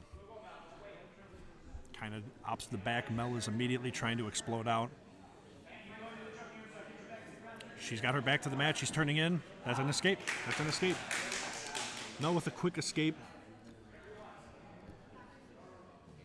I'd guess maybe 10, 15 seconds of ride time there. And Mel opts for the back herself. I'm assuming that she's going to probably go for some ride time herself, but we'll see if she goes for a quick transition here. We'll see how she feels. Alrighty.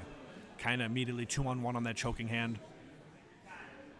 She's trying to get a good hip angle where she can try to find a decent angle or a decent leverage point for her to be able to escape this position. Mel doing a really good job getting deep on that choke. That's looking really threatening. Kind of might have this 2-on-1 on the choking hand, but Mel, she's physical and she's persistent. She's going for the choke very tight here, very tight here.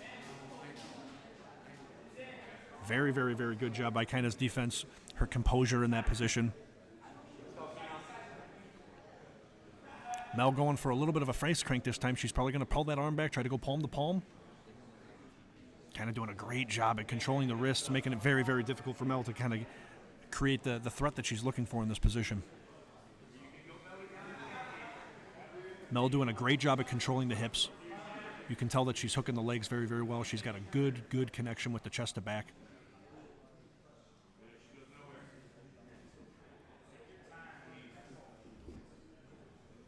Really just squeezing on the face here is Mel. Kind of doing a good job. And there she goes. She gets the tap. Mel gets the tap with a beautiful rear naked choke. And because that was the bottom half of the bracket, that is the match. Congratulations to Mel. Beautiful performance by both ladies.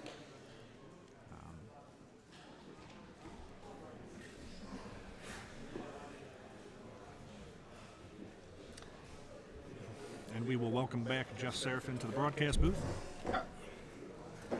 Alrighty. Next up, we have Martina Zola, 10th Planet London, against Justice Stanford from GF Team and Ronin Training Center.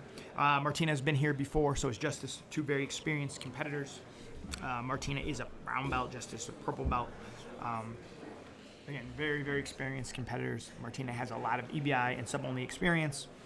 Justice has a lot of experience across all rule sets, EBI, IBJJF. This should be a fun, fast-paced match.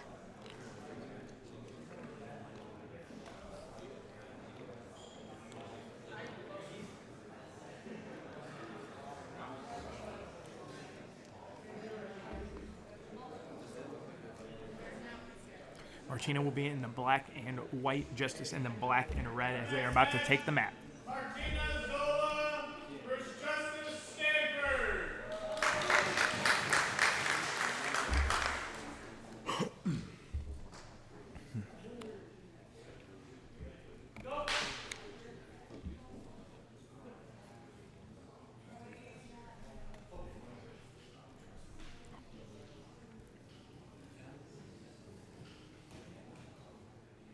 Nice collar tied by Justice, getting it on the head. Nice arm drag attempt. Martina reacted very well.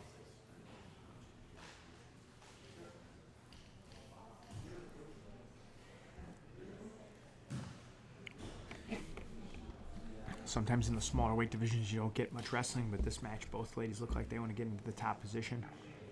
We saw Martina wrestle some last time through as well, so this does not surprise me. Nice head and arm throw by Martina right into the side control.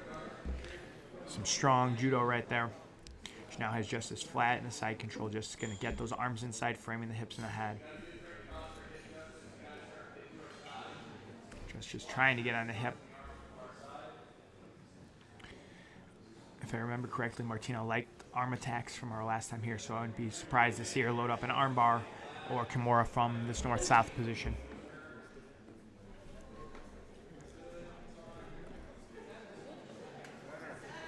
They're going to try to get the match to reset in the center. Martina now getting into a mount, kind of half-mount position. Justice does a good job getting her back into a half guard.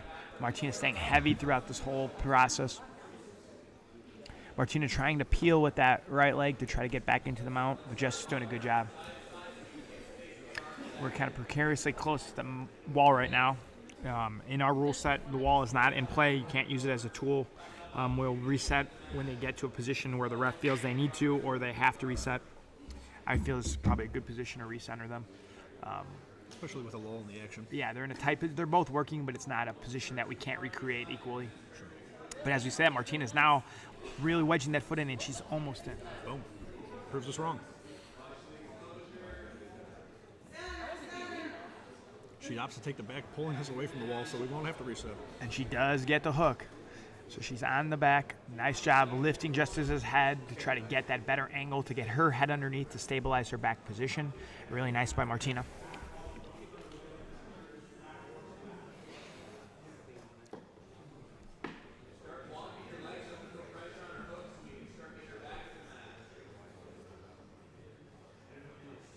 Early in this match, Martina has a lot of time to work from this back position. But she's not taking her time. No. She's being very aggressive with it. Justice being smart, not trying to let her settle in these positions, but Martina is just looking very, very strong from this position.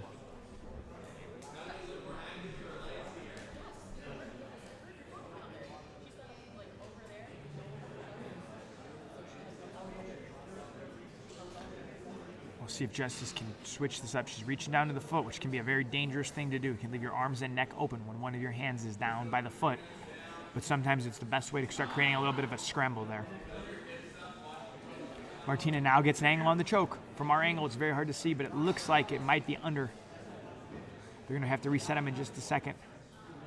They're going to pull them off as opposed to having them reset on their own, which I think is a great call by the refs. Not having to recreate the position is always, that's always a nice thing. Not have to deal with any controversy or just continuing the action.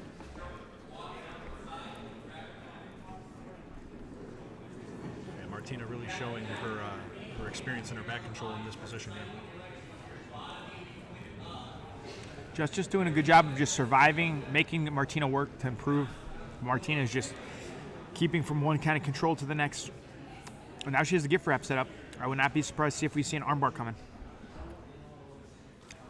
She's setting it up. More of an isolation. She might now go for the belly down as opposed to the traditional mount armbar. And then she may opt just to go back to the back depending on the angle. Sure.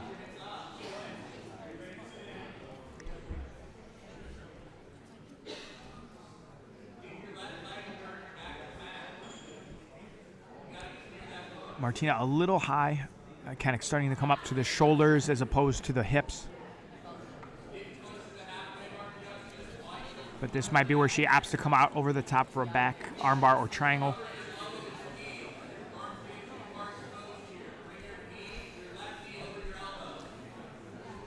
This is the kind of situation where if you're Martina, you're going to decide if you really want to go for a finish here.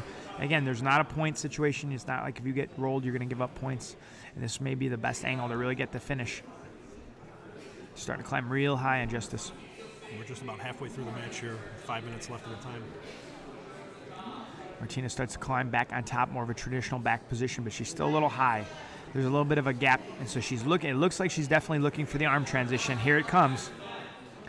She has that nice Kimura grip, the figure four. She's going to use that to frame and create space to climb that right leg over, but Justice is trying to hold the opposite leg to prevent that, and she's able to. Very nice escape by Justice. Showing some great survival skills, and now she's trying to get on the attack from her guard.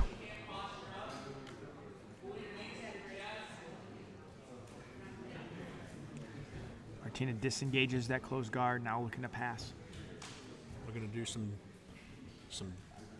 That's she did about a 720 around her guard trying to get to that angle. just some slick footwork, very, very light on her feet. And then after enough, perimetering. she's able to get the arm isolation. There it is. She has the looking arm for. separated.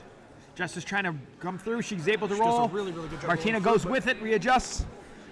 Now it's going to be locked in. Let's see if she can get the angle on the arm. It looks like Justice is going to get out, but the arm is still caught. There's the and tap. there's the There's the tap. submission. Martina able to hold on. Fun scramble to end that match. Beautiful armbar from Martina Zola. Moving on.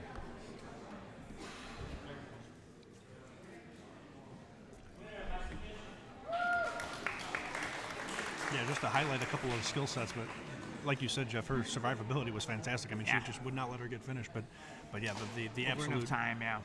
beautiful top control, beautiful attacks. In the last match in our women's quarterfinals, we have 10th Planet Lombard's own Crystal Contreras against Brittany Harder, GFT, and Ronan Center. Crystal is the hometown favorite, and she is a very experienced competitor. Nogi world champion at the blue belt. Has competed here in different weight classes, Superfights, so she is very, very seasoned. Brittany, a very skilled blue belt who's been competing a lot in the IBGF and Midwest submission-only scene. So this is going to be an interesting style. Crystal has very good wrestling base as well, so expect some quick feet. Brittany Harder versus Crystal Contreras.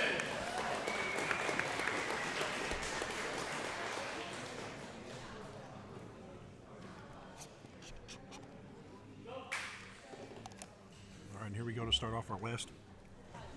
I shouldn't say our last, but to finish off the first of the bracket for the women's division. Brittany right away on Crystal's leg. And now Crystal with a counter Estima lock. She's now deep in Brittany's leg. Brittany does a good job of unwinding. Backstepping around to a good top position, clearing her knee line. She's still caught in that kind of ham sandwich bear trap style sweep. And they kind of reset. Very nice little scramble to start. Brittany again in on the leg. Triangles her legs, now feeding it across the body. Looking for a little bolt cutter corkscrew. Crystal looking and that was a not nice sounding corkscrew. And it feels whenever an opponent is that worried about their opponent off the pop, you never want to see that. Our medic nurse is heading to the mat. We're hoping nothing is seriously wrong here on Crystal's knee or foot. Brittany, though, with a very nice leg lock to move on into our semifinals.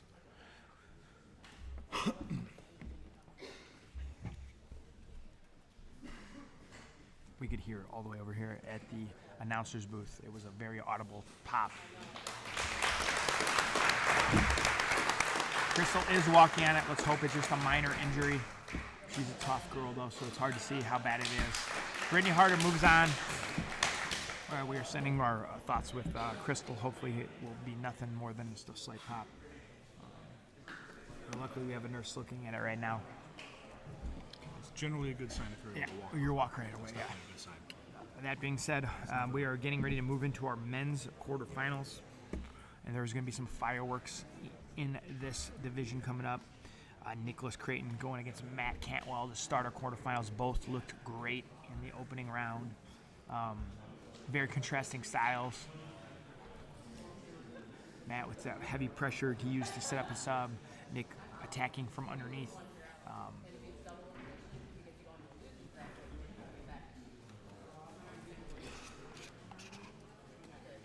Yeah, I can definitely see a little bit more. Well, maybe not for Nicholas, but I could definitely see Matt trying to apply some of his wrestling in this match again.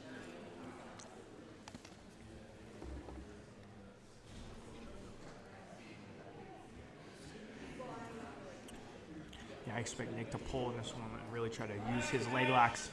So I'm kind of noticing that there's not really a lot of collar type play today. Do you think that there's a lot of glory with flying submissions in that regard? I just think, again, it's like we have had very few matches where both players wanted to wrestle. Sure. So and no one wants collar ties because they're so tired. Unsurprisingly, Nick pulls, immediately gets in. Matt opts for the body lock right off the bat into. And he got that quick. He had a guy with as good of top pressure and as good of base as Matt. Body lock can be a very dangerous position for Nick. He's already cleared the one leg. He's getting deep on this position. Nick did get the left underhook in to create some space and distance. I was wedging in the right frame to try to stop, but Matt has got a heavy body position already. Good Matt is close position. to passing. Nick does a good job repositioning the knee, at least stabilizing for now. And he's able to get his guard back. Very good recovery. Matt for an explosive knee cut. Step around style little pass.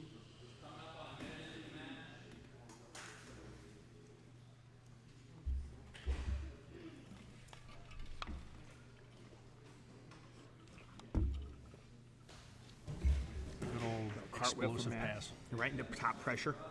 And we saw a lot of kind of creativity from Matt in his first match against an opponent like Nick. I think that's a smart strategy. If you give him a very kind of standard look, it's going to play real well into Nick's dangerous game.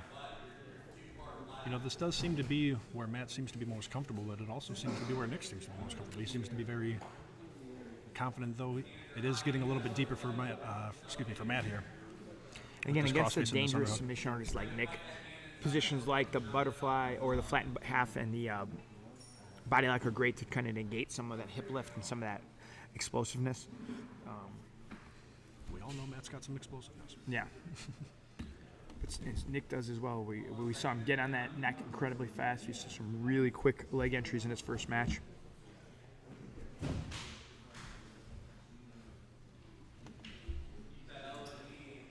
Nick doing a really good job at making this body lock.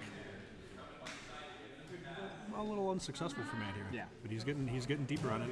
Very nice back and forth. Nice switch by Matt. Very nice switch to the sides.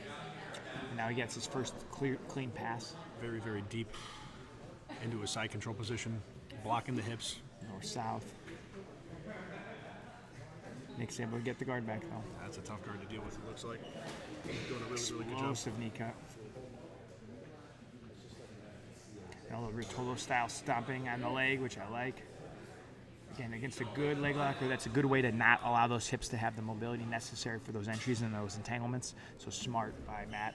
And it's just annoying as a competitor to have your leg being pinned to the floor. Having another person stand on your leg does not feel the best.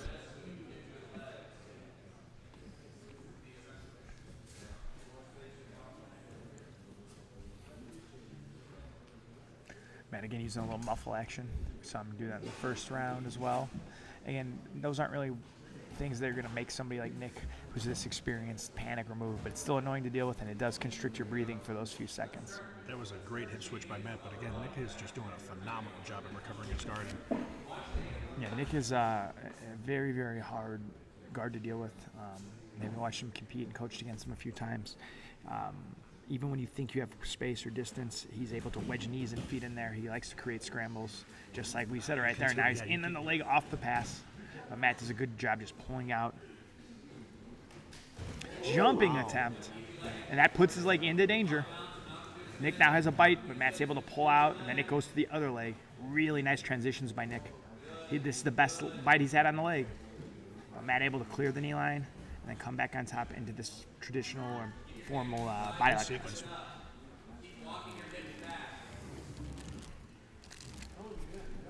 Nick tries to go for the a chin strap, but Matt just doing a really, really good job at just keeping tight.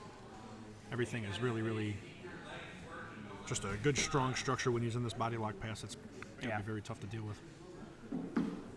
What I like what Matt is doing is he's going side to side. He's not just going just to his left or right. Sure. He's doing a good job attacking both sides on Nick, just like that. He went hard to his right, and then goes back to the left, and goes back to the right.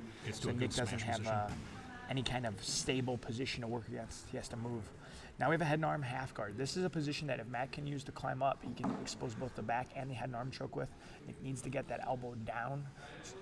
I wonder if he'll... And there he clears the arm at the more traditional flat and half. Very nice. Still not a great position, but much more advantageous than when that arm is caught away from the body. Sure.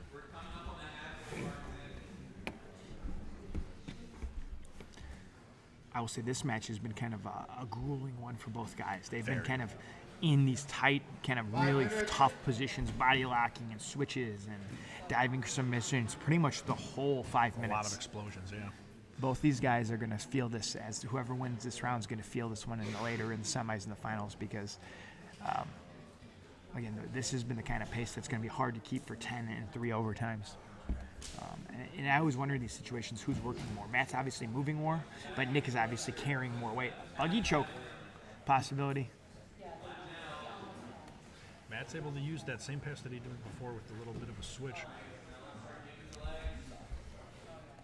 Nick goes to his closed guard. Now this is, I think, a smart spot for Nick. It allows him to recover and not carry nearly as much weight. Sure. And for a good leg locker like Nick, he can chain his upper body and lower body attacks to try to get Matt to stand up and look for K guards, things to get under the legs. Sure. A little bit more of a versatile position for him. But Matt did not let him really get set. He put the pressure on Nick, getting that knee in the middle, trying to take that angle away. There he goes. He's looking for the K. There it is. A good Just as we said. Switches to a matrix maybe? Nope, he wants He to... pulled the knee line back in, but Matt's trying to suck it out. Matt's able to clear it and get back to neutral. But very, very good attack by Nick here. Yeah. That was one of those things. Both guys knew where they wanted to go. Both guys knew how to handle it. And that's where, sometimes being the top guy wins. Gravity's on your side. Sure. And getting sweatier as we're halfway past. It's harder to hold those legs in those kind of standing positions. Kimura, a bit of a Kimura attempt here. You can get your back taken from here, especially when the hips start to get pinned like that. Sure. Oh, but Matt tries to pull out, but now his arm's separated. The arm is straight. It's not able to get that angle. He's able to just kind of muscle out of that one. Good circling.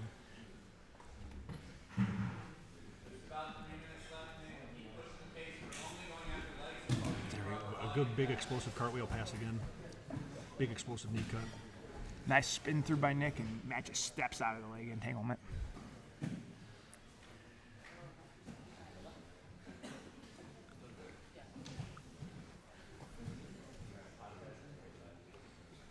Resetting in the center. This has been, like I said, a grueling pace. It continues as we get into the second half of the match. Neither guy slowing down. Neither guy conceding their positions. And you can tell both guys respect each other's games. Matt wants none of those leg entanglements from Nick, and Nick does not want that top pressure from Matt.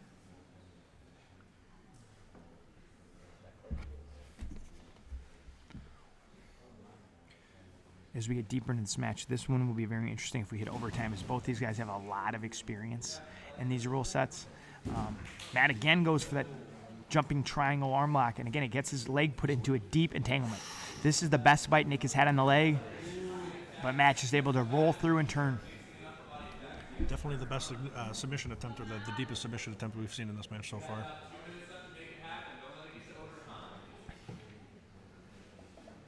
Coach Brad Schneider in the corner. Nick definitely continue hearing him say he wants to look for more upper body attacks, not just focus on the legs, which I think is a great strategy. You don't want to be, again, one-dimensional where Matt can just kind of zone in on one thing. They just called time. It's about minute 45 left in this match between these two competitors. Both guys breathing heavy. Yeah, like you said, this is a grueling match. I don't know who wouldn't be tired after this. Yeah, there's neither guy's going to be super fresh in the OT, that's for sure. For sure. Sometimes can be a battle of wills here. Matt basically walks around to north-south and now looking for the Darce. He's in that front headlock. This is a great position to catch a break for Matt and put pressure on Nick. But knowing Matt's style, he's not going to rest here. He's going to look for the finish. He's going to look for the back. He's looking for the guillotines. But Nick doing a really, really good job at hand fighting. Yeah, he can't stay here too long. Again, just even if you're not getting choked, you can't have a guy as strong as Matt on the back of your neck for 8-9 minutes into a match. Very good use of the butterfly hook there to create some space.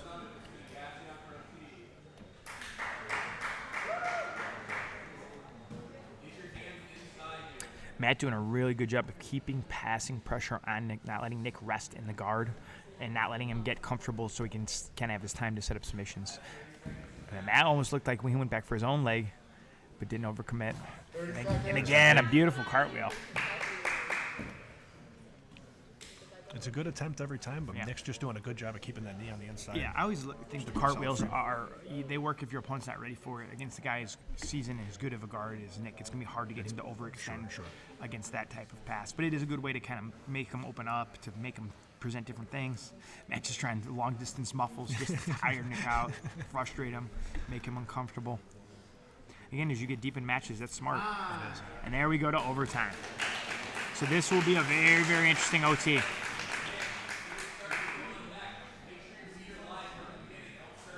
I'm guessing Matt's going to be able to, he's going to be able to. He chooses take to position attack, first. and not surprisingly, he takes the back. All right. Matt goes for the half back as opposed to the body triangle. Maybe a leg length thing. Nick's really moving. I give him a lot of credit. He's doing the smart thing of not settling, making Matt work. But Matt's staying in. Very, very well. And now he's into the mount with the arm triangle. That's Good a big, transition strong from guy Matt. with the arm triangle on you. Reestablish the back, potentially nice escape. That Very, was very nice a escape from Nick. super high pace for an overtime round. Nick did not stop a lot moving. of stuff going on there, yeah. And Matt had to stay with him the whole time. Yeah, good job by both fellas. Now let's see if Matt can return that favor. And again, he's trying to work. Nick has the body triangle, though. This is the main difference between what happened. Sure.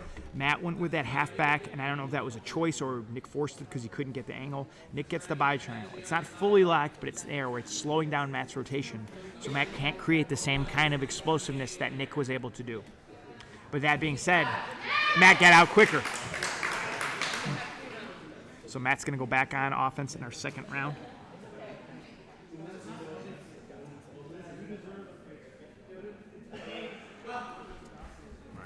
For the back again. And Nick, again, is not settling. He is He making tries to go Matt for the work. body triangle this time as opposed to the halfback.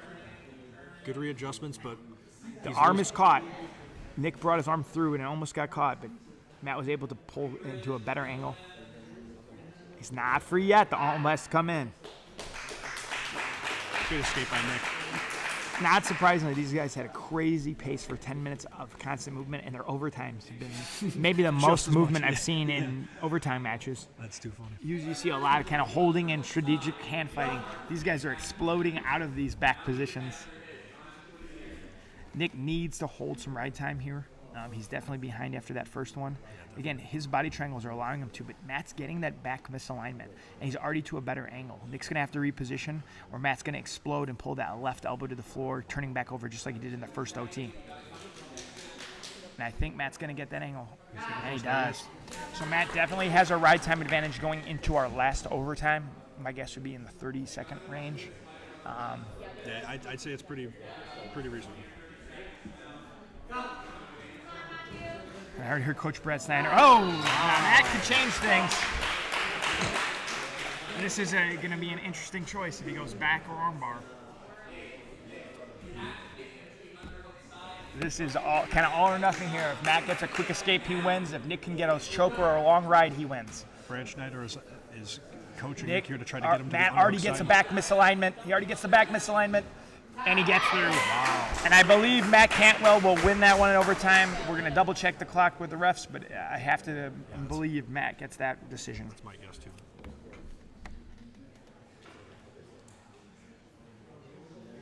What?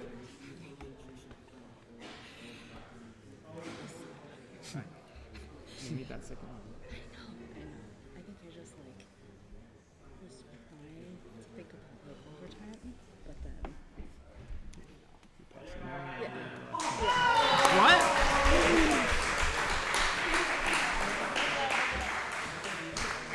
Nick Creighton get the decision with ride time? Yeah, again, we weren't necessarily Yeah, counting we the were. seconds, but That's surprising. I definitely thought that Matt had the right time on that one. But the timers had it that Nick won the decision. It had to be just by a few seconds. Yeah, that's shocking. Wow. again, good fight by both guys. I mean, that was a absolute barn burner of a match. Guys were just going at such a high pace for 10 minutes, like Jeff said, and then they go into the OT rounds, and then they're just explosion after explosion. That was a exhausting and grueling match.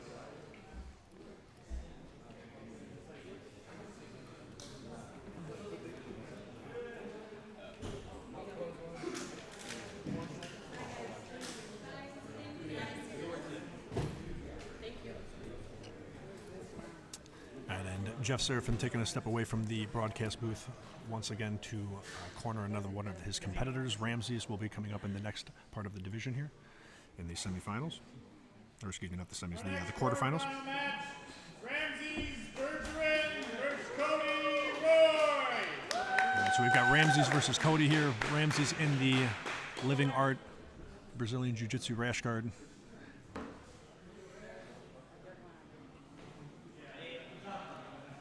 All right. Right off the bat, Ramsey's immediately trying to go for his Berimbolo type style of a tactic, but he's having to worry with a counter leg lock right now.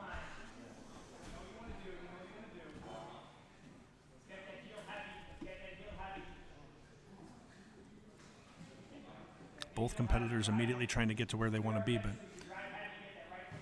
one is able to get a little bit deeper where they want to be more than the other.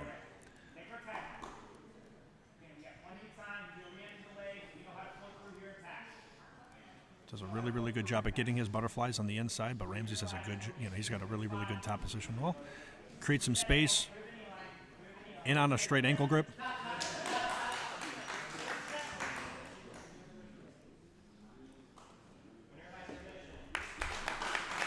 A little bit of an aggression out of the competitors. I'm not sure exactly what happened there, but a quick straight ankle finish.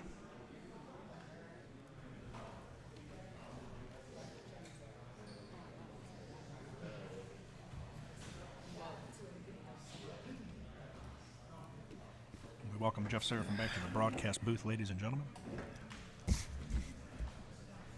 Now we're moving back to the other side of the bracket. We have Kevin Beering against Omar Imanoli. Both had submission wins in their opening round.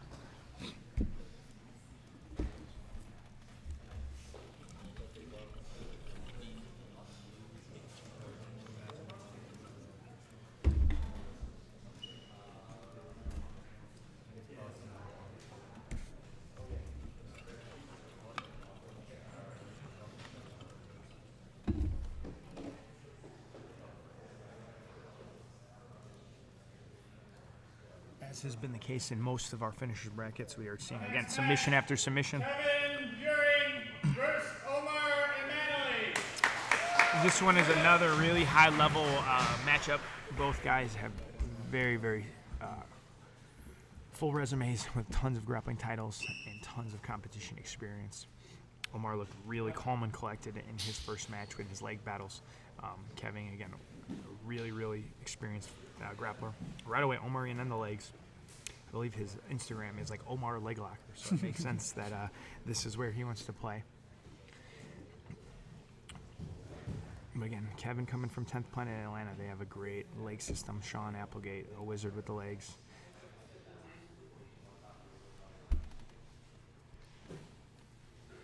Looks like Omar went for a couple leg lock attempts and we're ultimately settled into this kind of half guard knee shield position here. Yeah. Kevin looked really good with his top pressure in his first match. Really looked comfortable. We'll see if he can replicate that in this match as well. Looks like he's really trying to keep that right leg nice and heavy, making sure that Omar's not going to be able to have access to it. Yeah. So this very interesting hand fight battle here. Omar really trying to control Kevin's right arm so they can off balance to get into the legs and prevent those cross faces, just like that. He's able to get the isolation. He's able to get the leg.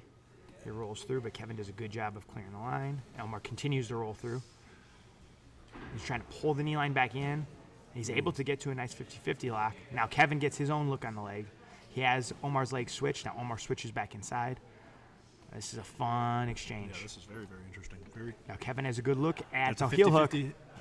Wow, okay. I thought it was a deep bite, but Omar just able to roll through and pull it. As he showed in his first match with Blake Harris, Omar was just very comfortable whenever the leg was exposed. Here's Kevin another again heel has a attempt. good angle on that knee. See if Might have it Omar there. can step through and clear the line. It looks very tight from where we are. It's a very, very deep bite. He has that But cross Omar bite. does not look concerned. He just looks very relaxed. There are those opponents that just have rubber ankles or knees and will just can eat those. It seems like this is one of those cases. Yeah, I am not one of those guys. And then Omar gets in on his own leg. Kevin does not spend any time in there. A more traditional response to being caught in a heel hook. Sure. Omar points to the setter and Kevin just engages. Resetting on his own.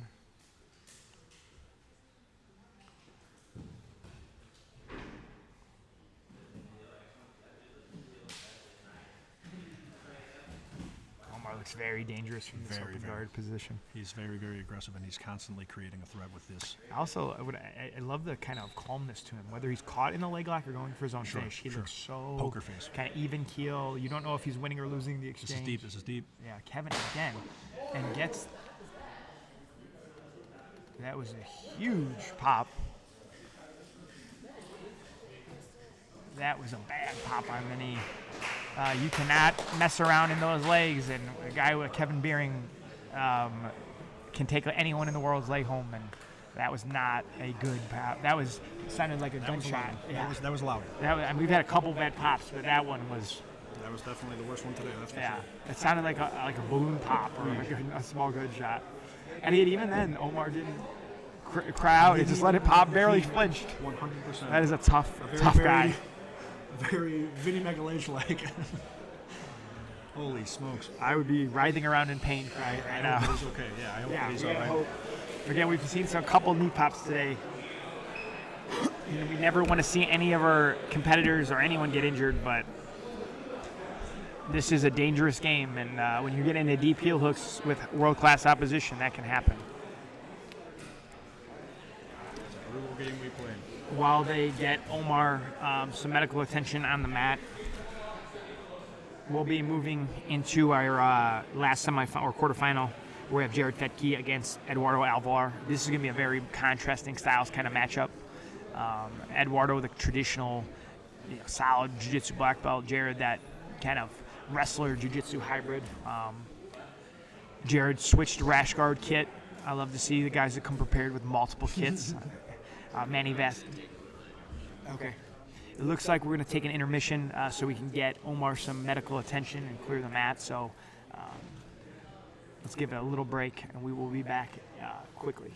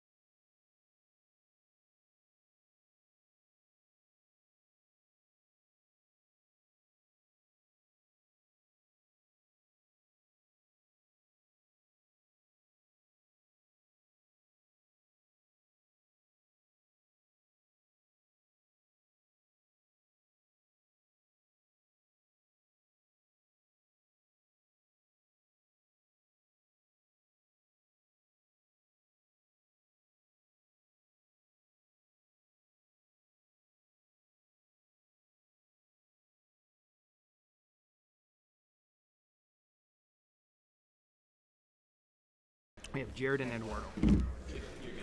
Okay, we are back after that injury intermission. Our thoughts are out with Omar Amanali. He's going to have a serious leg injury, but hopefully he will come back stronger than ever. And we're back with the last quarterfinal, Jared against Eduardo. I expect the crowd to be a little bit quiet for these first two as they kind of catch their breath after that horrific injury. You know, people always talk about, you know, sport jiu-jitsu is not that dangerous and not much of a real fight, but that's a horrific injury, and that's just how serious some of these locks can be. Sometimes we lose sight of that. This matchup is going to be very, very interesting styles. Wrestler, explosive, you know, kind of unorthodox game coming from Jared against the classical jiu-jitsu of Eduardo. Jared's, I think, going to be very, very cautious approaching the guard of Eduardo. I think Eduardo is just going to try to pull in and get connections to try to pull Jared into kind of a jiu-jitsu match and not make it a scrambling wrestling match.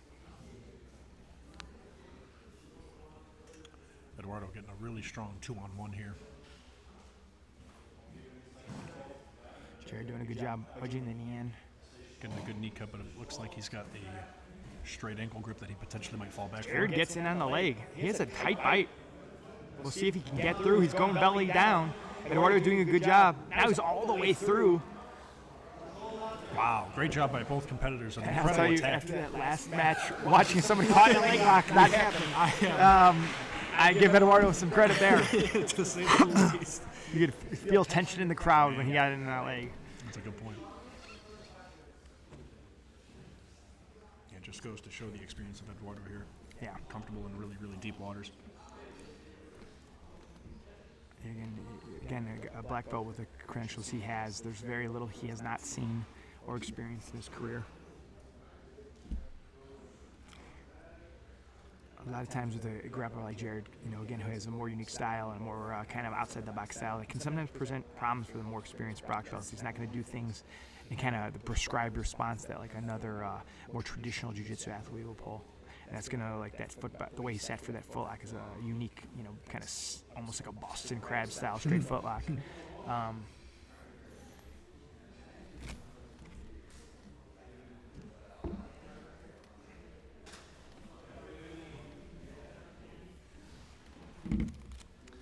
Seems to be the theme is going to be Jared doing some stand-up, kind of long-distance passing, and Eduardo is going to be playing his open guard here. Now, what was interesting was Jared had that very kind of takedown heavy, kind of explosive movement, heavy match in the first match against Zach. This match is so much less pace because Eduardo is not playing into those wrestling exchanges with him and just comfortable here. For the top wrestler, obviously doesn't get to necessarily do his game, but this is a kind of a pace that Jared can control. He's kind of deciding when they're scrambling and when they're not. So for energy expenditure, he can kind of save up and then explode and then kind of reset. If I'm Eduardo on the bottom, I might want to be a little active, trying to like attach just like that, to not let him settle, make him play jiu-jitsu, make him kind of move with you. That's where in the gi you have the sleeves and the collars to control. When you take that off and we have no controls, you really have to get a full body attachment, especially as we get sweaty. I'll be interested to see if Jared uses those connections to attack the legs or actually try to pass. It seems like Eduardo is going to be a very tough grappler to pass against. Legs might be an easier path. Coach Asher Darmo, just as we were talking about, said he needs to get that connection. I completely agree with Asher. And the mercy fingers, while it's a connection, it kind of limits both people. The collar ties, I think, are a better look for Eduardo. But he does look very relaxed. Now Jared jumps in on the neck, but Eduardo gets on top. Jared is not going to settle for that. This is the explosions that we were expecting from Jared. And that's where the wrestling kind of power game of Jared is. He was not going to settle for the bottom position. Eduardo is going to have to throw his hips in and then risk the fire that Jared can bring in that spot.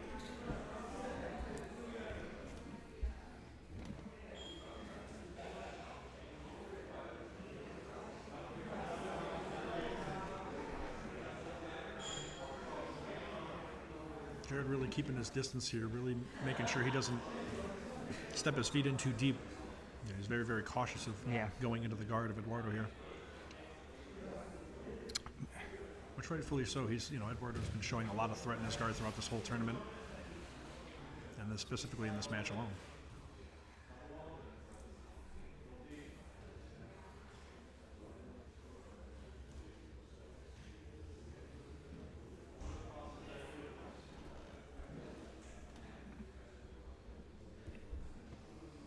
Have yet to really see either of our competitors get to a deep position that they're trying to get to yet. 5 minutes. We're halfway through. Obviously, Jared had the 1 footlock attempt better than that. We just had a couple exchanges where neither guy could really establish much solid. And Eduardo shoots, but gets stacked. Throws his legs up, but recovers after the pass attempt. We've had a few of these scrambles now where, one guy attacks, the other guy counters beautifully, and nothing really is gained or lost in the exchange. A lot of respect from both competitors.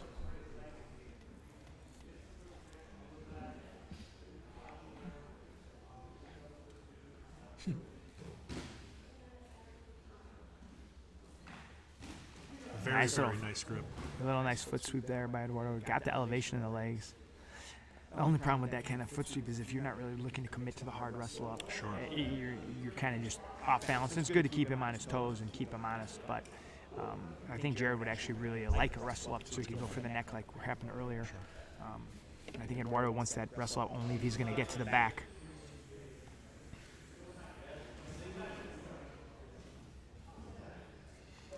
The second Jared came down to his knees, Eduardo came up for that, a little bit of a chin strap. Yeah. You can see that he's really throwing everything with the kitchen sink at Jared here, trying to really, he's throwing his hips up. He's really trying to get some sort of a connection, but Jared is making it very difficult for him to establish any sort of an attack here. And this is that that kind of situation I sometimes talk about in sub only, and like Jared is not forced to engage. Sure. But at the same time, when you choose to sit and not wrestle, this is the problem. We saw it in the opening round, Zach knew that Jared would have a similar style and continue to get back to his feet and force the wrestling exchanges. So he had a good chance to connect and kind of get into deeper positions, which can be a dangerous situation, but it forces Jared, who's trying to use his wrestling as a tool, to not be able to rest and control. Sure. Because just as the pace and the positions we're at, it's going to be hard to see either of them getting deep unless one really changes their strategy. As I say that, Eduardo actually looked to try to kind of pull him into a more closed guard as Jared came down, but he just immediately pulled out as the legs started to climb.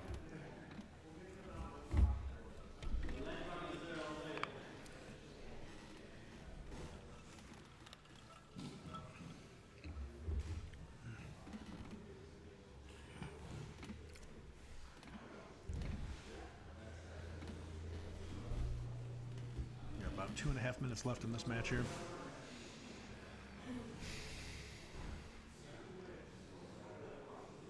Jeff, if this goes to OT, who would you favor so far in regards to? It's hard to say because, again, Eduardo, I think, is newer to the system of EBI, but watching his first match with Brandon, he seemed to get more comfortable in it as the rounds went on. Jared has definitely been here before. Again, I think it's kind of like we're here now. It's going to be contrasting styles. I think if we go to overtime, Eduardo is going to kind of look for a more traditional back control or arm lock control, and I think Jared's going to be looking for explosiveness. And, armbar attempt. Eduardo's doing a really, really good job of throwing the sub attempts, and then on the contrary, Jared's doing a really good job of countering them. Yeah. But is not able to really establish a good control position because Eduardo is just doing a good job with his recovery, just being really slippery, being difficult to deal with on the bottom. Lots of hand fighting this match.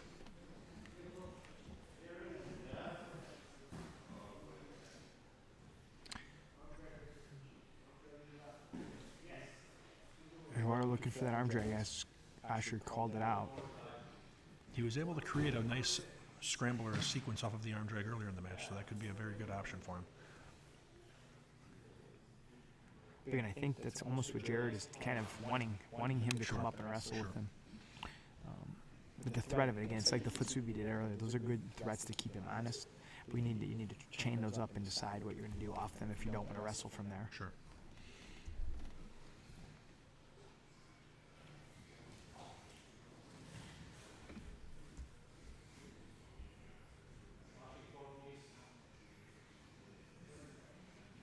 And the 30 seconds left in the round. Looks like we're going to be heading to overtime.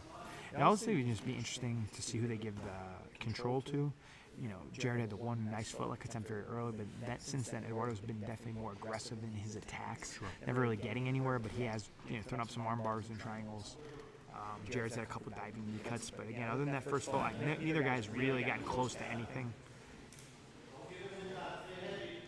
This is a good scenario where Eduardo going for the leg as time is running. And that is right at the buzzer. Right at the buzzer. That probably will swing the Could give him the advantage. Not that it matters that much. They both have equal chances in the OT. We'll see what Eduardo chooses. It looks like Eduardo's going to go back. After that quick escape by Brennan, there's one attempt at arm at spiderweb. I think he realized that back is where he wants to be. Sure. Well, and he showed some really, really strong back control in his earlier matches too. Again, when you have a pedigree like Eduardo, back is somewhere he's incredibly comfortable, and he's just got precision from his controls there. Again, EBI is a little different than just normally getting the back.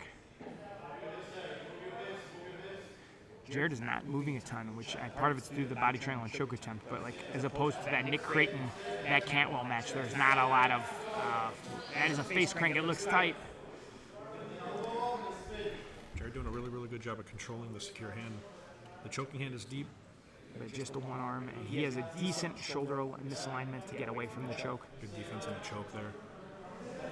But Jared's going to have to start creating some movement here if he wants to get out of this ride time situation. Sometimes it's always an interesting decision too, in that depending on how much gas Eduardo goes for trying to finish a choke like that, it sometimes can hurt you. There's a nice body triangle from Eduardo. That's going to slow this game down.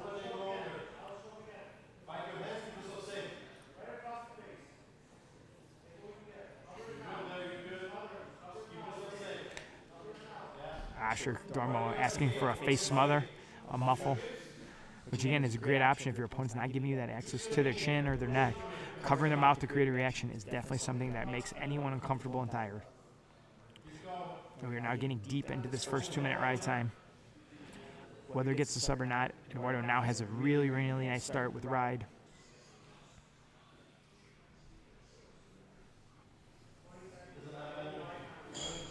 There's not a lot of time left. Yeah, Jared seems to be really focused on the hand fight right now. He just doesn't seem to be doing much to address the body triangle.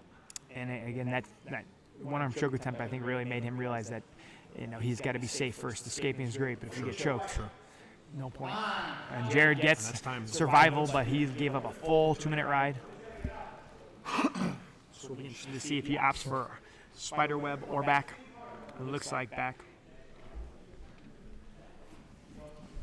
Oh, he's going to go armbar. So he's saying, I'm not going to go for the ride time. I'm going for the sub. And again, because in the opening round, Brandon Wilson attacked all 3 rounds on Eduardo's arm, you are wondering if his arm is tired from that early ride. Hand on the mat. Got to have one hand on the mat as the attacker. You can't start with both. And Jared is a big, strong guy, so he can have a lot of horsepower into this armbar. He does a good job getting up and stepping over. This helps take some of that gravity advantage away, but his arm is caught at a tough angle to actually pull out right now. Jared wants to pull him back down, swim his head under the leg, and swim him down. He may go belly down all the way through, which is what he's looking for. It's a very, very good position for Jared. It's a lot of pressure on Eduardo's arm. He's not really in danger of the submission currently, but it's a lot of pull pressure.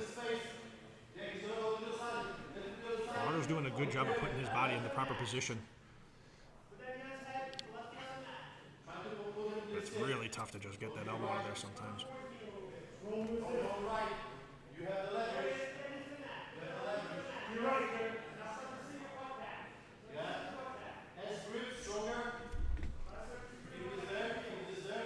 This could be one of the rare full ride times from Spider-Man. You do not see it a ton, but it happens occasionally here.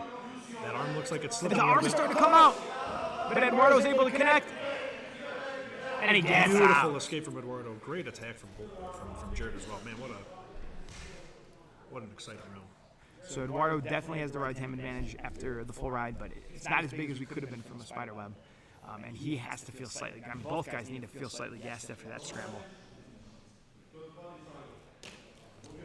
So Eduardo goes back on the back. Let's see if he'll be able to rack up another 2 minutes of the right time, or if there's going to be a lot more movement from Jared on the bottom this time. Yeah, and you know Jared's just basically wants to get to his attack to attack that arm another time. Now Jared a lot more mobility this round. He's got to clear that right hook. Excuse me, the left hook. This is not an easy position for Eduardo to hold.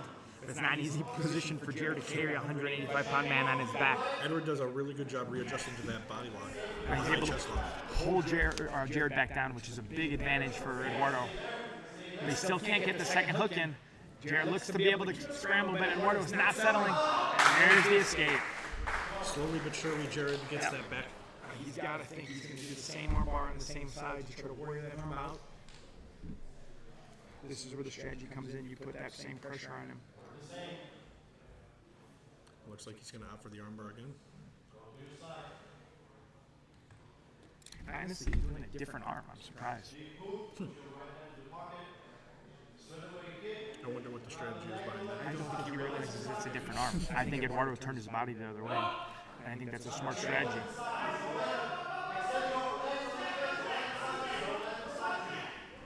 Eduardo immediately getting to a good stack position. It's going to be very, very difficult for Jared to finish this without sweeping. He's looking to lay two sweep though. Again, we get to that side angle. This is where he made the arms separate for a second in the first round. We'll see if he can do the same thing.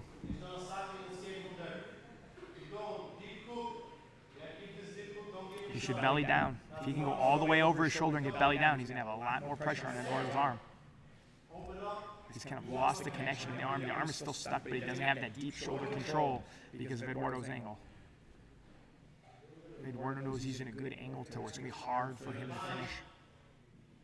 But the arm is still slightly in jeopardy. There's always a... There it is. Beautiful escape. So we're going to go into the third OT. Both guys look pretty tired. But I'll say Eduardo looks a little bit fast, a little bit better shape as of right now.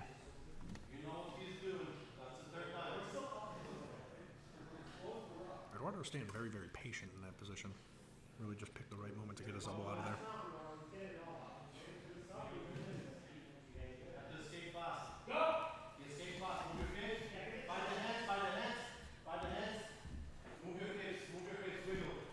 So a little bit more like the first round where Jared's kind of focusing on more of the hand fight and the choke than he is worried about the body triangle. It might be a case of he's tired from those attacks. Sure. You know, he used a lot of pressure, a lot of work in that second overtime, both defensively and offensively. Edward readjusting with the post very, very well to get that readjustment on the back.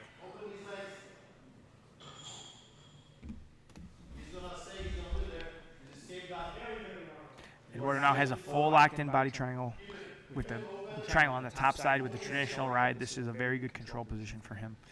He should really get a good ride here. Jared's going to have to do a lot of work just to prevent the ride, let alone fight the choke. And he already probably has a significant ride time advantage. He's coming up on about a minute of ride time right off the bat. I definitely think that, you know, as this OT continues, I think that that's going to be the strategy for both guys. I think that Jared's going to have to get the finish here, and I think that Eduardo's really looking for the ride time for the win here.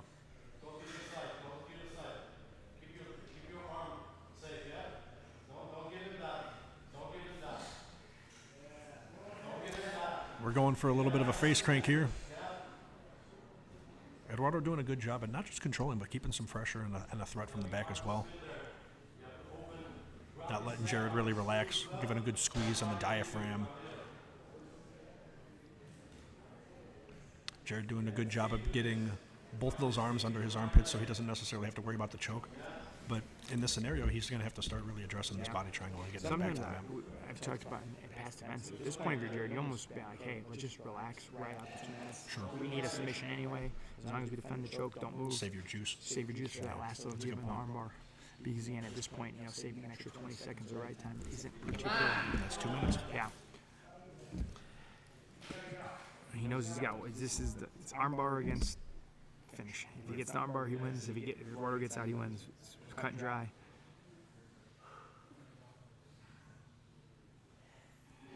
Interesting. He goes to the back. Very, very strange or very interesting choice. After all that work, kind of holding arms. I mean, Jared, obviously, he's out there. Maybe he felt something we didn't or can't see.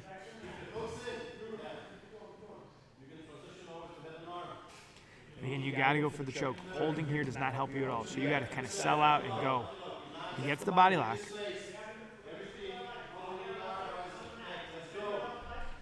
Yeah, Jared, he absolutely needs to be super aggressive with the attack here. Yeah.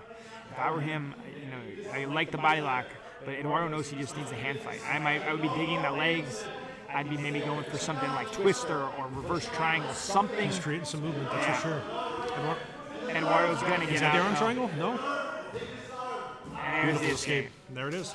Eduardo gets the win. Eduardo's going to move on into our semifinals. Very, very good match from both guys. This is obviously, a very strategic, tactical approach. The thing you have to think about is after that grueling fight and hit, not two for Eduardo, he's got to run into Kevin Beery in the semis. He's had two relatively low-energy submission finishes, which leads to a very interesting strategy for Eduardo. Sure.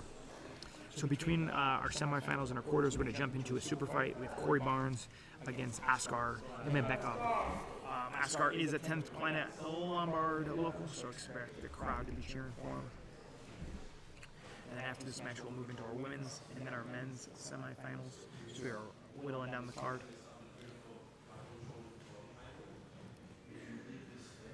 I'm just trying to get the sweat off the mat after that long 16, 20, almost 22-minute match.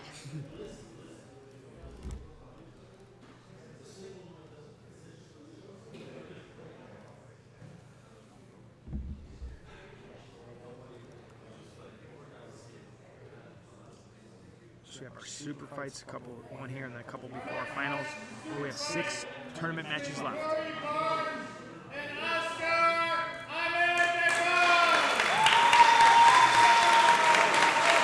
You hear that cheering for Askar?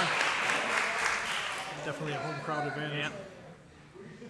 It's always sometimes a little intimidating when you get the whole crowd, against you when you're coming in like Corey, but at the same time, if you get that win, it feels extra sweet.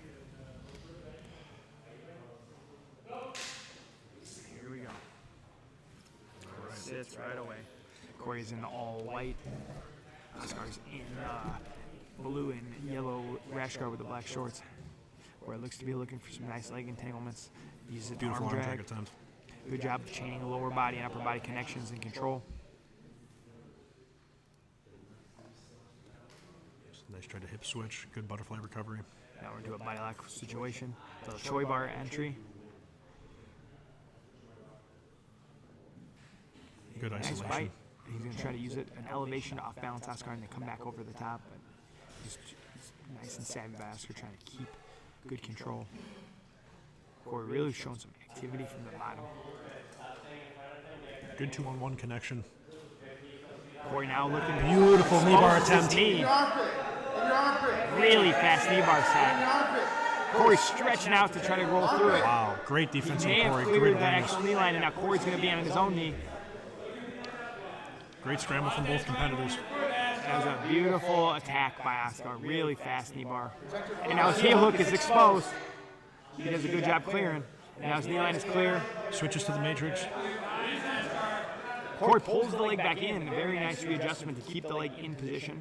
He opts for it to outside Ashi as opposed to 50-50. Outside heel hook. The knee line is slightly past. It's a little shallow. Now he's going to look for the back take. Really nice scramble by Askar. Very, very nice scrambles. That was a tight knee bar. Now Askar jumps in on the neck. Beautiful head and arm. There's There's a a bite. nice anaconda. That's deep. That's going to be a submission, I think. That looks tight. Ladies and gentlemen, that's super deep. He traps the arm. Corey doing a really, really good job at getting his hips away, Corey's face was turning red. creating space. It's turning purple now, but he gets out.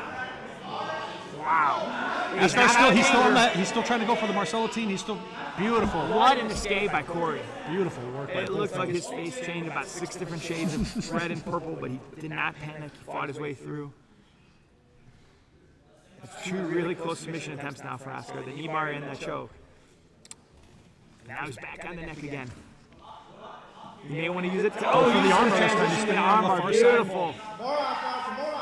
Now like a little ultra Kimura. Looks like that power Kimura, yeah. Ultra Kimura is there. Corey doing a good job of keeping his arms safe, but Can he get the finish? Askar really just... He's got to switch that space. And now Corey's going to step over. I have a feeling Corey's going to turn and look for a leg here. Good defense. Now Corey gets the play on top. Nice switch attempt, but ultimately lands in the guard of Askar. Askar is chaining his attempts together incredibly This well. is what we were talking about earlier. Some of these times, these super fights, these guys that really want to show what they have to get on the big show next time, get on the main card, get in the tournament. And these guys are showing some beautiful jiu-jitsu. Incredible skill set, yeah. I could not agree more. His arm is in a kind of precarious situation. The knee shield's in a good spot, but his arm is isolated. Corey went for it, but lost connection. I think Corey wants to be on top after that jumping guillotine. Sure. And that pressure from Askar. Nice knee cut. Beautiful knee cut attempt. And Askar uses that transition right to the leg. Now he's going into the heel hook. Finish this time. Corey responded perfectly to that. Just heel hook backstepping attempt. around, keeping his knee line safe. And now Corey jumps to the back. Look at this. And arm chokes. Now he's going to use it to get to the back. Beautiful.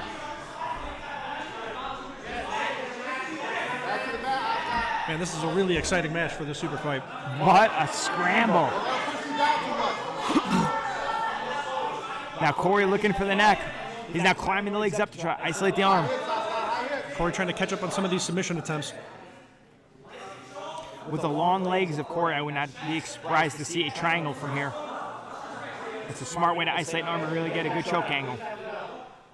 Askar really clearing that bottom hook, but man, what a transition from the top. His neck is exposed. Corey's got an arm under the neck. Let's see if he can close it up. Askar doing a good job clearing. His neck was in real jeopardy right there. We gotta watch for the triangle here.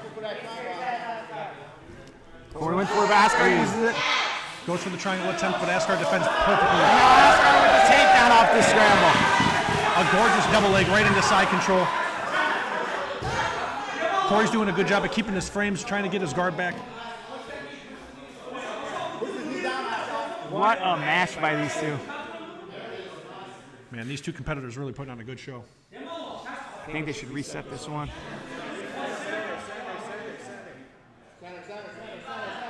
Reset. And there we go. We're going to reset them in that same open guard position. Just trying to protect the broadcast booth, trying to protect all the equipment over here. You can tell the crowd is into it. Definitely a nice round of applause from everybody. Between the hometown favorite and this high-level jiu-jitsu, this is what we want to see here. Askar sits back. Corey Beautiful uses butterfly it to sweep. Very nice. And he's a little that Wing Chun. Now he's got the arm isolated. But Askar is able to wrestle back, hold him down.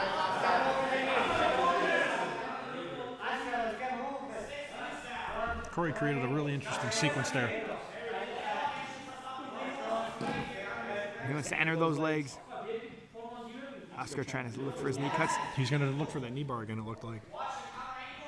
Yeah. Askar has Corey's left leg. He could go into a belly down or even transition to a reverse Sayoki.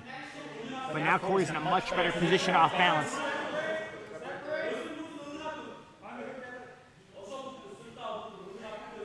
Corey with a nice transition to bring him down, bring it across that reverse Aoki. And Askar's able to clear the legs of that. Really good job at getting his legs out of the entanglement and establishing a good strong pass position.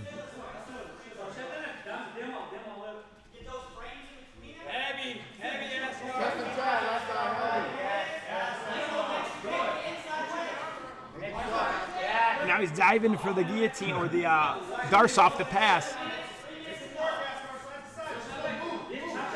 I mean, he's had a lot of deep submission attempts, but his head and arm was probably one of the best ones that he had when he had that anaconda. And now he's into a straight arm bar. Now into a Kimura. Really, really nice arm extension behind the back. Now Corey's going to try to use it to take the back. And now he uses Beautiful it to get defense on by top. Corey. What a fun match. Truly. Now Corey's in a heavy quarter mount position. Askar's able to push him back to a half guard, but Corey has the pin on the head. Corey would want an underhook with his left as opposed to the head. That's how he got to give up position there. Sure.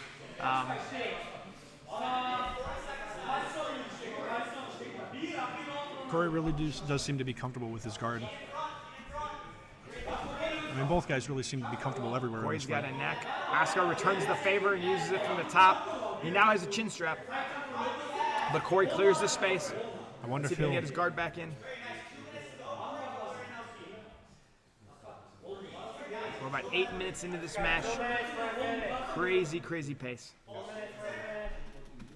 2 minutes. Call 2 minutes left in the match.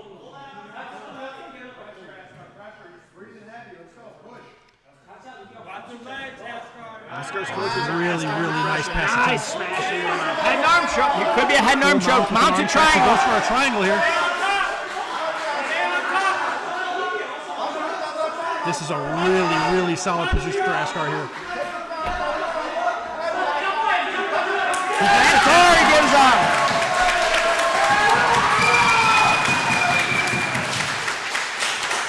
You see the hometown love. You see the energy out of Askar himself. What a great match. That was probably one of the most entertaining matches we've had all day. What a match. Dude, that's when I come here. He's like my favorite. Askar and back off with a beautiful submission and a fight of the night for sure.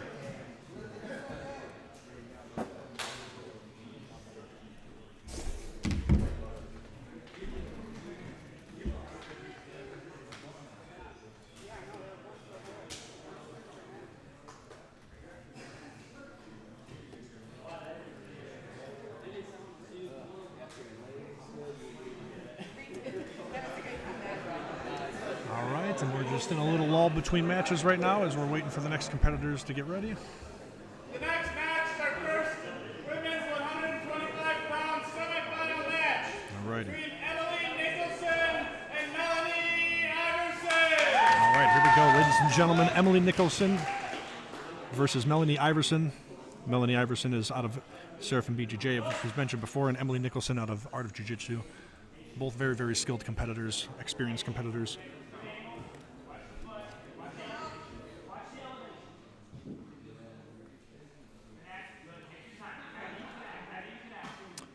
Jeff immediately calling for Mel for some heavy pressure and good connection. But Emily is creating a very, very interesting problem for Mel and with her connection on bottom as well.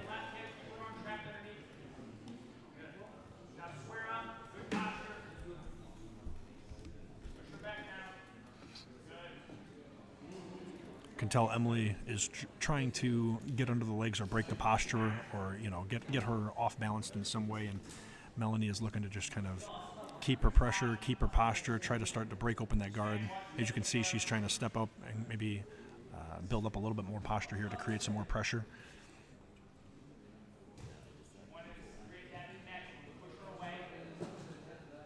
Emily really climbing up and trying to hang off of Melanie right now. A really, really heavy necklace.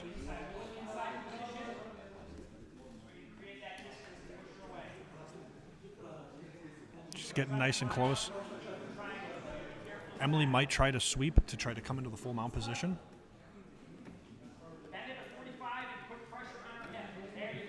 Mel does a good job with getting her pressure, getting her posture, getting up to her feet. Now this is going to create a lot of pressure for Emily and her keeping her guard closed.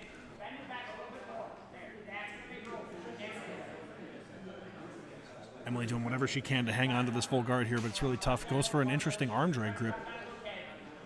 But Mel just looking like her base is just too strong. It's too difficult to waver. Mel does a phenomenal job with a beautiful knee cut pass, a back step right into potentially a honey hole position or a 411.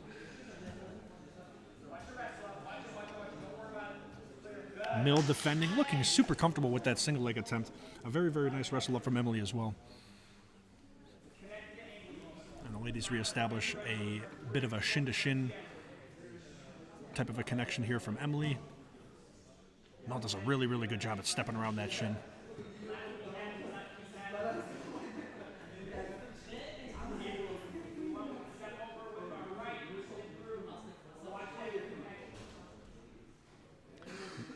Mel taking advice from her coach very, very well, keeping very, very good pressure here.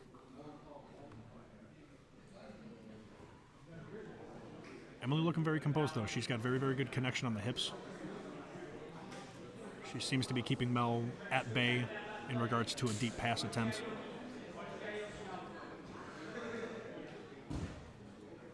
So we're looking for potentially a leg lock attempt here from Emily Nicholson. She's trying to go for that straight ankle, potentially an Aoki lock if the leg comes a little shallow. Mel's trying to step over that knee and try to come out to the back. Mel does a really, really good job at keeping that pressure, ultimately making Emily abandon that attack. Good pressure.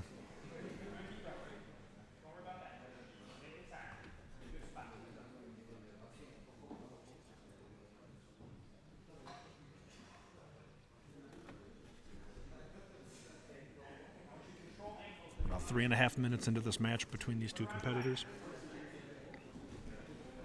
Emily Nicholson opts to get back to her feet. Let's see if she see how the wrestling plays out between these two ladies. Mel's super, super heavy with her collar tie. Emily looking for a 2-on-1 on the wrist.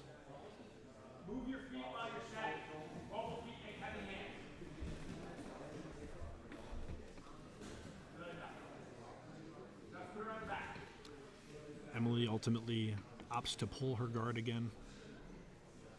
She establishes a leg connection where she's trying to, looks like it, go for a bit of a straight ankle grip here from the standard Ashi position, or a bit of an outside Ashi position here. It's a little bit hard to see from our angle. There we go.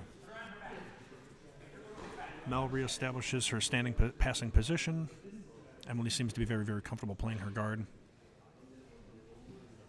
She's going back and forth between playing a guard position and coming up with a little bit of a wrestle strategy as well. Emily trying to make a deep attempt on the legs here. Mel does a really, really good job at keeping like a nice passing attempt here. She's really crushing the hips. Emily getting that hip on the inside, or excuse me, getting that hook on the inside. We got to watch the arm bar, watch for a potential triangle attempt if she does pull that arm out.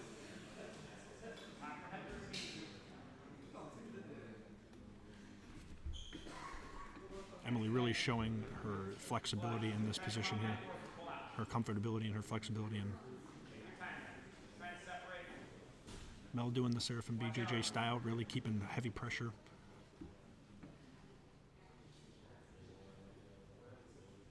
And her left elbow is clear. She does a really, really good job of trying to pull around to the back. Emily defending well. It's a good fight between these ladies.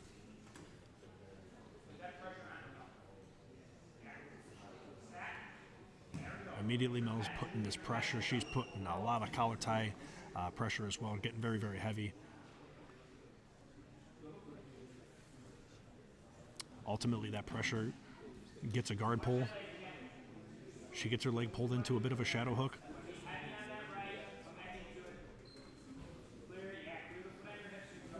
Mel does a good job clearing the foot.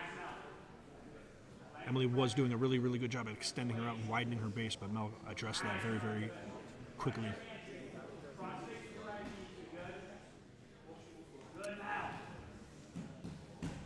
Beautiful sequence from these two ladies. We had a bit of an arm isolation from Emily. Mel doing a very, very good job at circling and rolling out of the position, getting herself in a very, very strong passing attempt.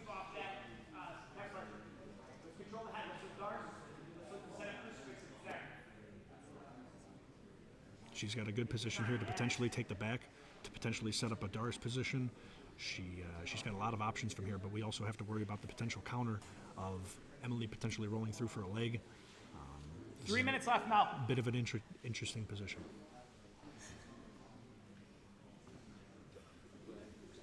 Mel does a great job with getting the back here. back exposure, I should say. She's looking for a little bit of a seatbelt. She's most likely either going to come up to the mount position by pushing her opponent's right knee down and getting her left knee to the mat, or she could potentially build up to her right knee and start establishing a good old seated back take position.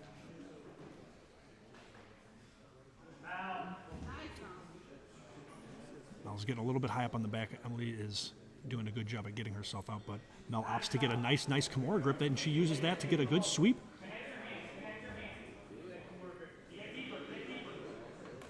She's got a very solid Kimura grip here. This is very good for Mel.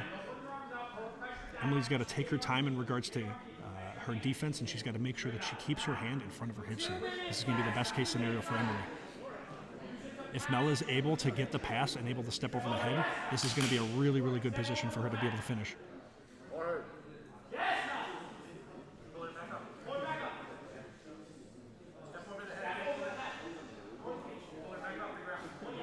She's got a knee on belly, and she's trying to step over the head to finish this Kimura here, but Emily's doing a really good job making it difficult for her. She's looking to her corner for a little bit of finishing advice, as experienced competitors do.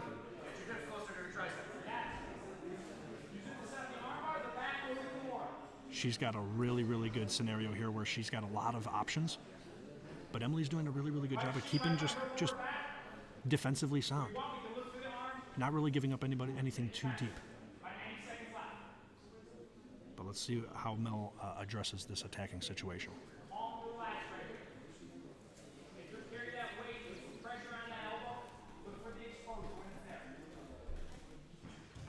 Beautiful back take by Mel here.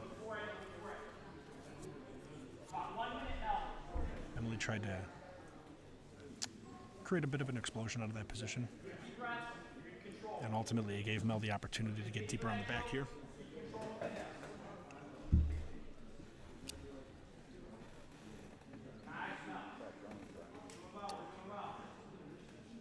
Emily doing a really good job of clearing the bottom hook. She's trying to get her back to the mat, and now she's looking to sit up for the knee bar.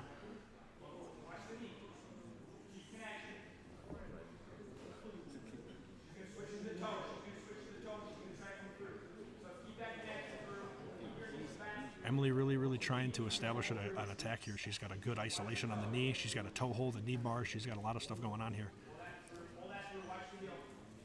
Looks like Mel is pretty hip to it. Let's see what she does off of defense. And that's our 10-minute match. We're going into our overtime round. I'll have to see what the refs say in regards to who's going to get the advantage here for picking. They're going to give it to Mel, it looks like.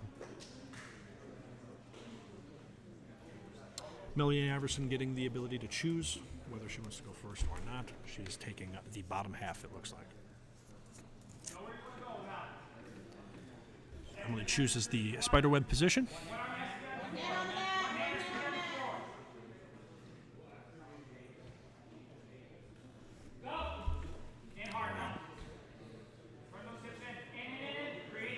Really good connection by Emily right off the bat, but man, Melanie has done a great job with building up and stepping over and getting a good position, but she's back into a good stacking position. She's got her weight in the right spot here.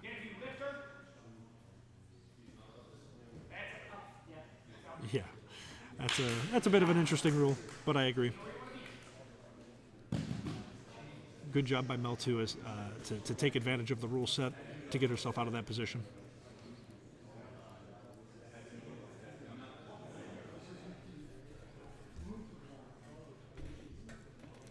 All right, so Mel opts to take the back. My first guess would be that her strategy is that she's just trying to go for the ride time, but Emily does a really good job at clearing that hook, but Mel has a phenomenal seatbelt grip right now. She's very deep on the head and arm. Emily does a good job, gets the escape, gets her back to the mat.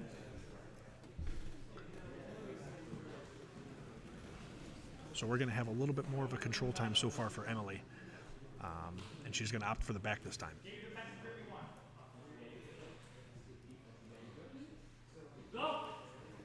Immediately Mel exploding to a side, trying to get her head and her back and her shoulders to the mat. She's trying to get her knees to the mat. She's trying to belly down a little bit.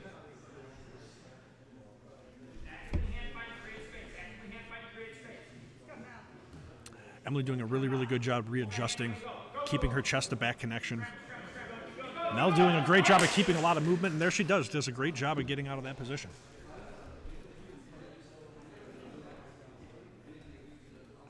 The ride time is definitely in favor currently for Emily, but we'll see how this round plays out. Emily opts for the back again, or excuse me, Melanie opts for the back again. And we start this next round. So Melanie immediately trying to establish the bottom triangle on the bottom side. She's got a really, really good squeeze on the body, or on the head and arm. Emily is really turning that corner super, super well, but Melanie throws it right into a triangle, which is continuing the attack.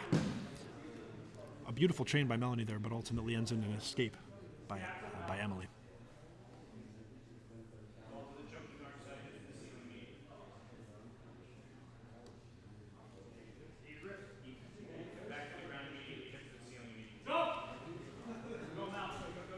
Mel listening to her corner very, very well. Trying to create this big explosion to get out of there, but man, Emily is doing a great job with gluing her body to her. Really, really good chest back to the connection. She's got a really, really great body triangle here that's really making it difficult for Melanie to create any sort of movement at all.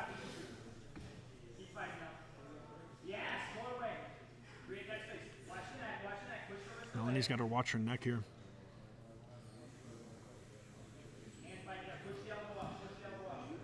We're in a bit of a deep choke situation where she might be under the chin, if I'm not mistaken. So Emily just gets the rear naked choke, but that was the top of the bracket, or excuse me, the top of the round. So Melanie will have the opportunity to get the win back by submitting her in a shorter period of time. She opts for the spiderweb position, which, as earlier, if you guys were listening, Jeff mentioned quite a bit that this is a very, very common option. If somebody needs a quick submission, it's a lot more common than you'll see somebody going for a quick armbar finish, as opposed to the back, where you'll generally see people trying to ride out the back and really add up a lot of control time. Mel's in a good position here, but she is getting stacked. Emily has... She's potentially going to get swept here. Mel's trying to head spike her, but Emily's doing a really, really good job of keeping her base. Mel's trying, she's sticking out her tongue, she's trying everything she's got, she's putting everything into this because she knows this is, she can't win on the ride time at this point. It's impossible, and that's it. Melanie does a phenomenal job trying to get the finish, but ultimately the win goes to Emily Nicholson, who wins by submission in EBI overtime.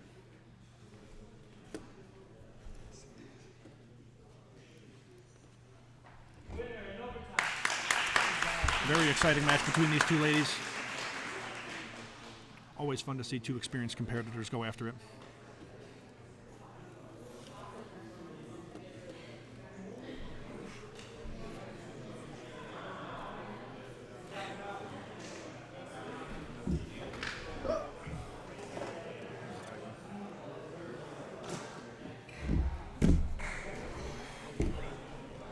And then next we are going to have Martina Zola against Brittany Harder in our other women's semifinal.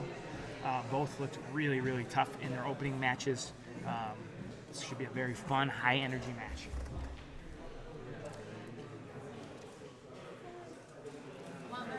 Okay.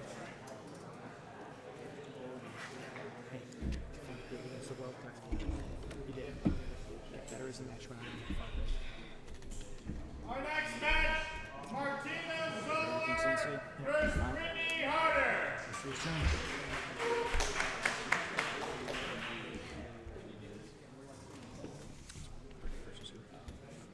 This is Brittany against Martina Zola. So Martina's in the black, Brittany is in the black and blue. Martina showed some really great wrestling and top control in her first match. Brittany had a very, very slick leg game that we saw on display in her first match against Crystal Contreras. Martina right away with that heavy pressure that she showed in the first match. She looks really, really good on the top today. She looked very good in her first Midwest Finishers appearance, but today she looks just in just top form. Really, really looks swarming from the top. Brittany comes from a great team, is well prepared though. She's going to try to weather this storm and try to get to a good position.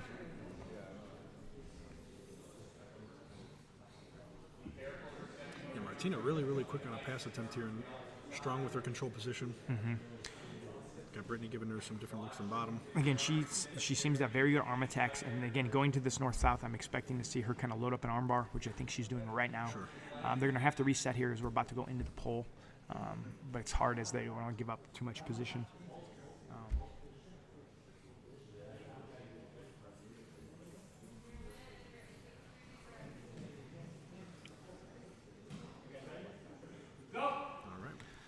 So what Martina wants to do is clear her head and isolate Brittany's right arm. That way she can start setting for the Kimura armbar or the back take from there. And there's the Kimura grip. There it is. As we said. Immediately to a deep there it is. armbar, and she gets a quick Martina looking really sharp today. And again, Very Emily's had some really tough matches and that really tough over time, where Martina has had two kind of dominant matches. So as we get into the finals, we'll see if that plays in. We're now going to transition to the semis of our men's division. We have Nick Creighton and Cody Roy coming on out first. Similarly to what we were just talking about, Nick has had a couple really tough, long matches. Cody's had two quicker submissions. So, if we're going to look at cardio alone, this has to go to Cody. Interestingly, Cody has won with 2 leg locks, and he's going against, one of the better leg lockers on paper in the division in Nick. So we'll be interested if he changes his strategy or he's keeping to do the same thing. Cody has looked really slick. He's been entering the legs even from the top position. But again, that is playing with fire with Nick Creighton.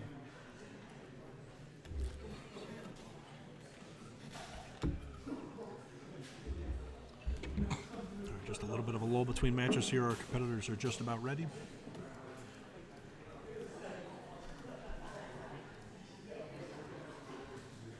First match of our men's semifinal 185-pound bracket. Nicholas Creighton versus Cody Roy.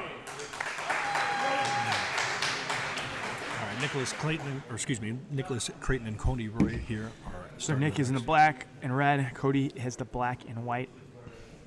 One is the hair, one is the no hair. A little easier.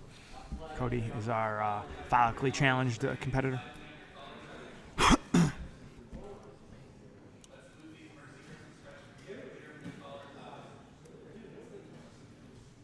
This is more wrestling than we've seen from Nick in his first 2 matches. Same with Cody, though. Cody's had some quick finishes off guard pulls. So I think Nick decided to not let him have that same opportunity.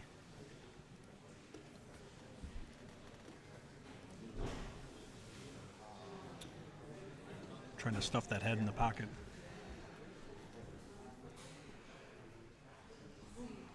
Well, it's a little change of pace, a bit of stand-up. We got a nice sweep attempt here. Let's see if Nick opts to stay down or come up. He's watching for those leg locks.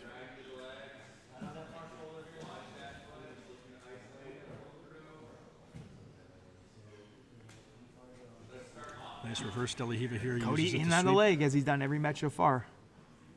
Let's see if Nick does a good job of getting his knee line clear immediately. Yeah. Now he's going to re-enter on his own. Creating a connection. Here we go. We see a Now nice Nick little gets in on the 411. legs of his own. Nick is a really good leg locker, but Cody obviously could go backwards. This might be a shootout here. Cody clears it, though, is in a safe spot now.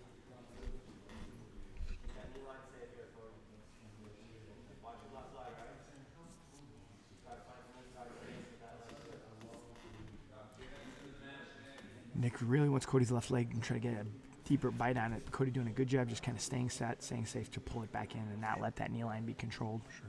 I think he wants to look for his own counter from there. Nick kind of rolls through. He's trying to set up that dilemma between, attacking either leg. Cody doing a really good job at staying slick to it. Coach Brad Snyder saying Nick's hips were too low. Nick definitely readjusted and listening to his coach.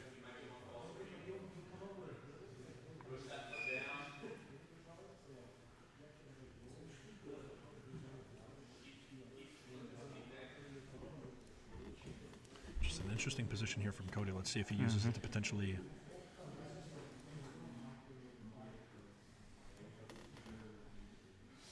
Now Nick controlling Cody's left foot without the knee line. He might be going Aoki or Steam up front if he brings it in front.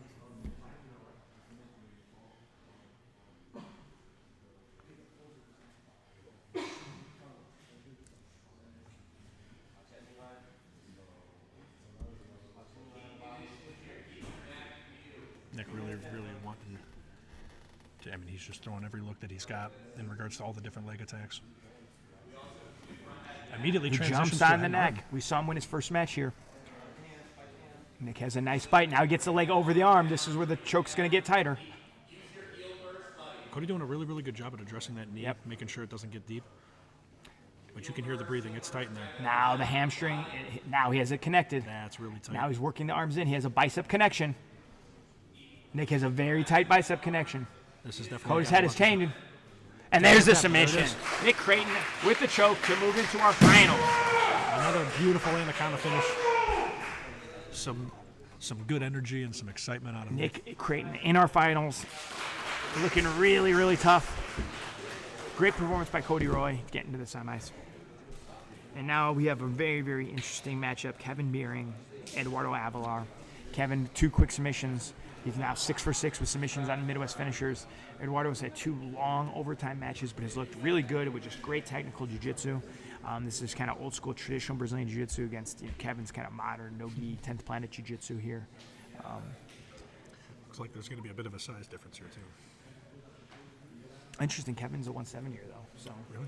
I mean, he's the reigning 170 champ for Midwest finishers. So he looks bigger today than he did then, but he's not a huge guy. This is a pretty standard, probably walking around at this weight.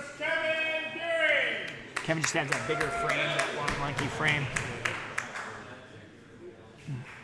It'll be interesting to see because Kevin was playing top in both his matches and then using it to kind of get to the submissions. Eduardo's been definitely favoring the guard and playing a lot of his, open guard game. It'll be interesting to see if either guy's changed kind of strategy here. I have to imagine, Kevin has to feel he's got the leg lock advantage in this matchup.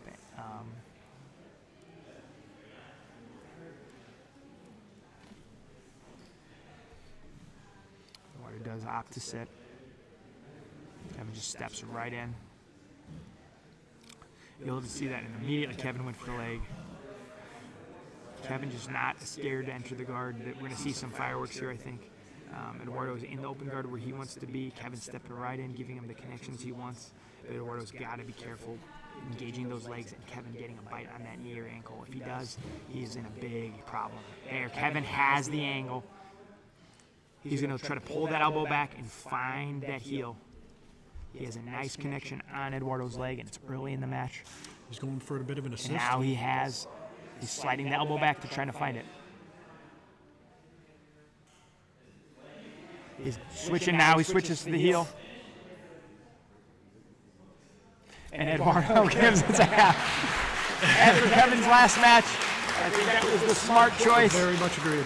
The leg was not going anywhere. And a good show of respect between both competitors. Yeah, Kevin did not crank it. Beautiful. He gave him plenty of time to make sure there was no issue again. Good performance for his first time out for Eduardo. He's looked really tough all the way through, and now it sets up a Kevin Beering, Nick Creighton final, which should be all out of fireworks. Eduardo, a real class act competitor too. Yeah. We're going to have 2 super fights to give our finals competitors a little break. We have a 10th planet Lombard's own Zeir Vayev against Leviticus Finley from Black Tie. And 10th planet Chicago's Johnny McCarthy versus Caleb Brown, also from Black Tie. So we're going to have 2 super fights to allow the ladies and the gentlemen some breaks before our finals.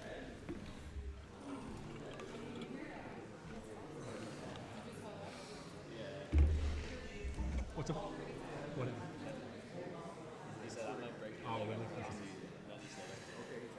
That's nice. That's nice of him to give him a warning, I guess. Yeah.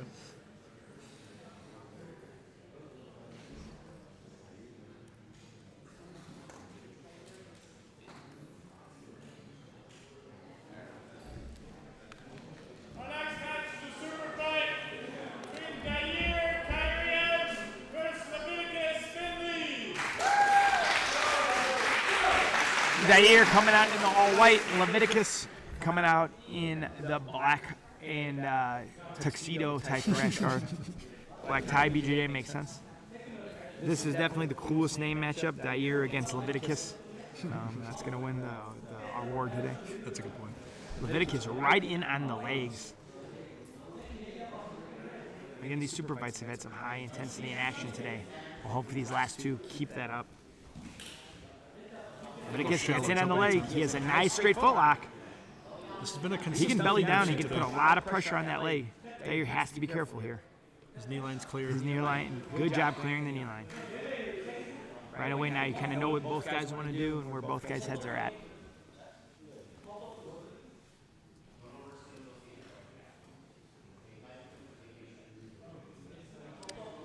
There your nose, Leviticus trying to get under and get those legs. Opts to come down.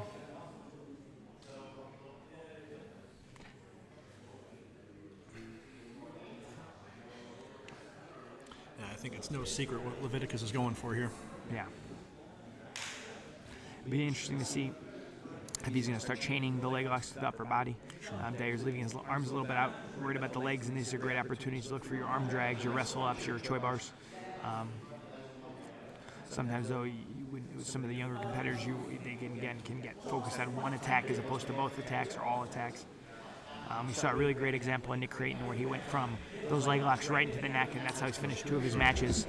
That's showing really kind of smart strategy and how you use those positions properly.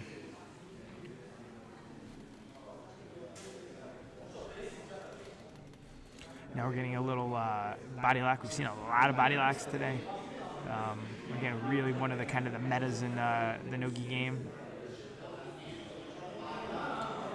Leviticus, interesting, like relocking over the body lock.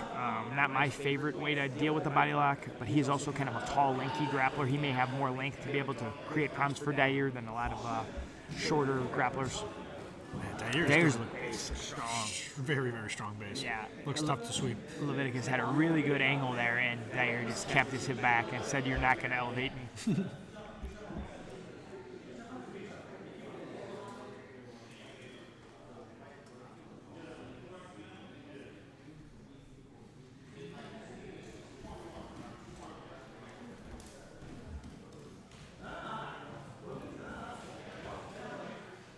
Leviticus doing a really good job of keeping his guard in front of him.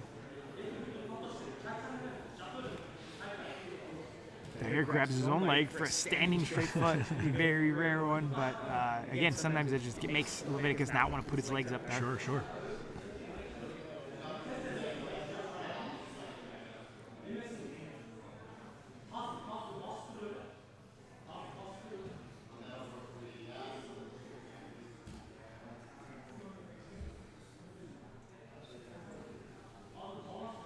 Leviticus, Choi bar angle.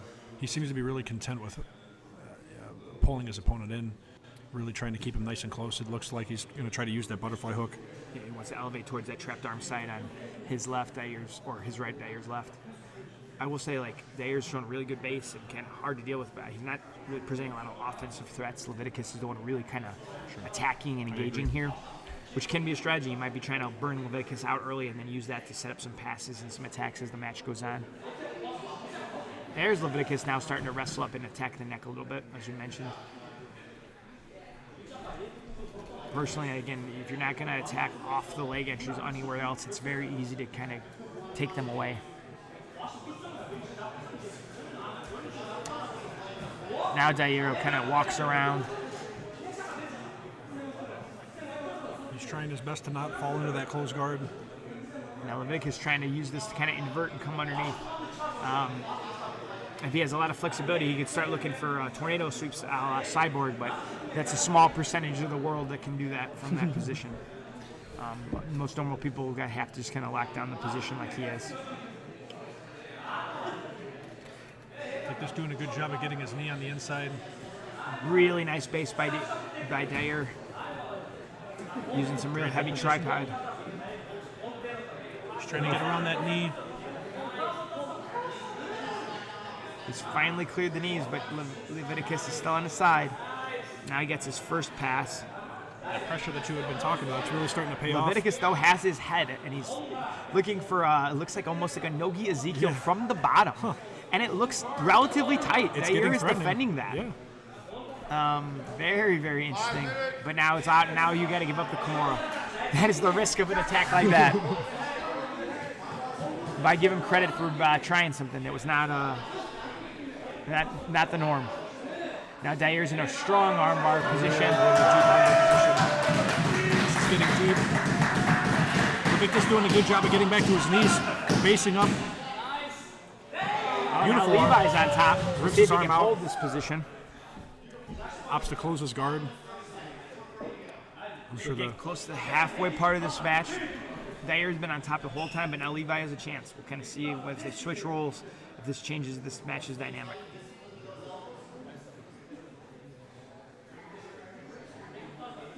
Oftentimes, if you have the top player getting to the bottom like this, he may throw up a submission just to create space, to get back to his feet. Sure. We'll see.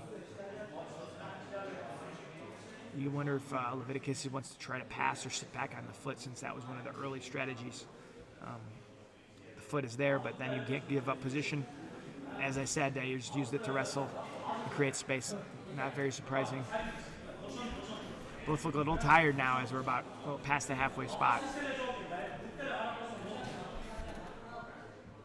just over 3.5 minutes left in this match here.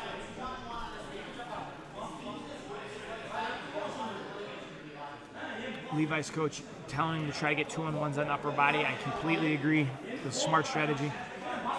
Head and arm pass. Levi might be able to sneak out back door here. His head is starting to pop free. But Zeir squares back up into a neutral position. Yeah, Zeir is getting really deep on some of these underhook crossface positions, but Leviticus has just got such long limbs. He's able to. He's got good dexterity for a big guy. For sure.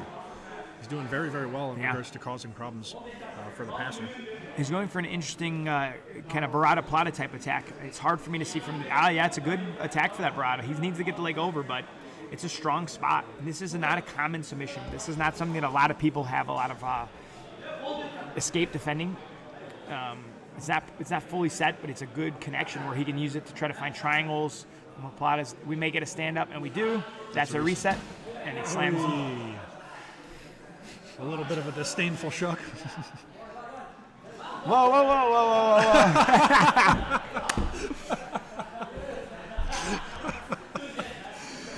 They need to both stand up or both grapple. That is too funny.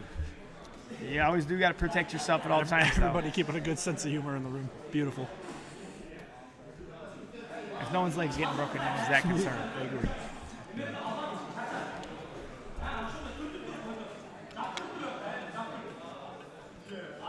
You can tell Zeir has some horsepower. He was locked up in a very awkward situation. Just picked a big guy up and said, "We're not going to be here anymore." Yeah. I do like that rule for a tournament like this, though, because if you don't have slams, it can make the bottom player complacent, and obviously injuries really can come from the slam. So the lift is kind of a replacement where no one gets hurt. I really think it's a good way to keep safety. We don't need to see anyone spiked in their head. So what's your opinion on the idea of people taking advantage of it? I mean, I don't think it's taking advantage. If I'm attacking from my guard and I'm allowing you to lift me up, Sure. Right. That's just whether it's a match with slamming, a street fight, MMA, you gotta protect yourself. And getting lifted above your head or your opponent's waist is not a good option. You're not protecting yourself. Yeah, that's a very good point. Zeir's able to get really deep on the pass this time. He's able to get past those pesky knees that he was dealing with. I mean, this will be interesting. He has a really nice kind of body hug on that position, but he's not even thinking about submission, it looks like. Sure. And we're about a minute left, so there's not a lot of time. Now he goes for an isolating an Americana. arm. Here we go. He may be strong enough to finish this. Even with Levi's body turned, he was able to pick him up from that awkward angle. There it is. That's a tap. Yeah. Like I said, that's not a standard lock, but against somebody that strong, you can definitely see some submissions. Zeir gets the sub by the Americana. Not a common submission at the higher levels. Zeir with the submission. We have one more super fight. We have Johnny McCarthy, returning Midwest finisher vet from 10th Planet Chicago from Pacini Grappling, against Caleb Brown from Black Tie. Johnny has some explosive wrestling. He's shown some really fun jiu-jitsu and wrestling as he's been here before. I believe Caleb has competed here before as well. So two lighter weight guys after our bigger, heavier competitors. Expect some kind of high speed, high intensity action here.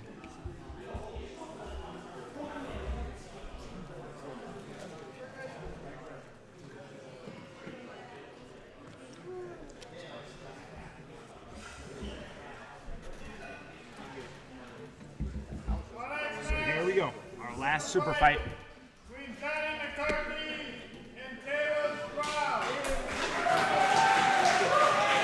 Caleb is in the black and white. Johnny's in the black and red. See the old school bad boy shorts. Haven't seen those in a long time. Staple of the late 90s Jiu-Jitsu and MMA scene. Johnny has a good wrestling base. Very tough from the top.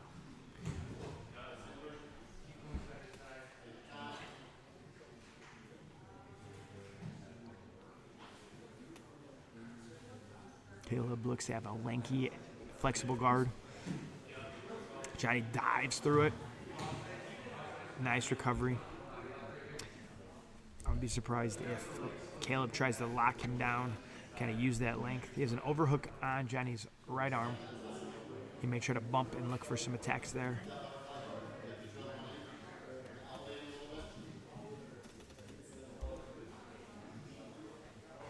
Johnny does a good job clearing that butterfly hook. Those can be dangerous against a lanky grappler like Caleb. Interesting. He's feeding the wrist to the far side arm. Yep. At least he's trying to. He does have to be careful, Johnny, is that when you get your arms engaged in there against someone that's tall, they can shoot up some reverse triangles and some, funky. Ooh, really nice transition to a hook foot finish by Johnny McCarthy. He timed that perfectly. Really nice, and that's where the long leg was just left hanging. Johnny found it. Very nice. impressive submission. And with that, we are going to head into our tournament finals. We're going to start with our women's 125-pound division. Emily Nicholson, AOJ, against Martina Zola, 10th Planet London.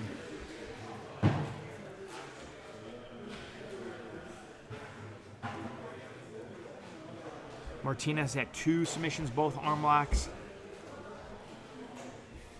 Emily has had a really tough semifinal with Mel Iverson in a first match against Kayla Foster.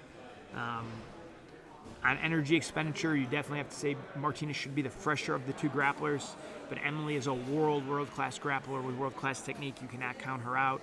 So it'll be interesting to see how these 2 play out. Martina definitely looks to be the more kind of bigger physical of the 2.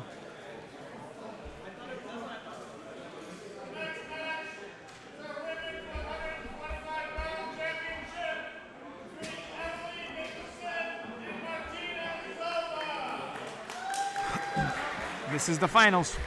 The giant spinner chain is on the line. Martina in the all black, Emily in the black and white.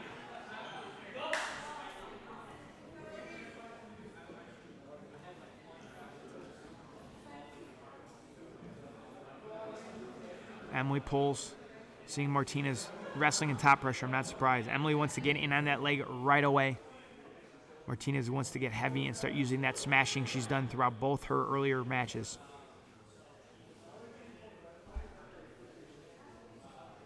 Emily with a 2-on-1.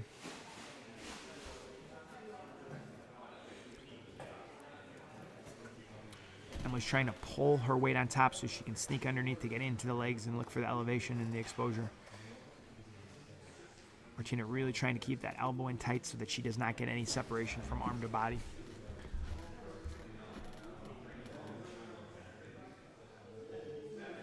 Emily opts now from the 2-on-1, the wrist and the elbow.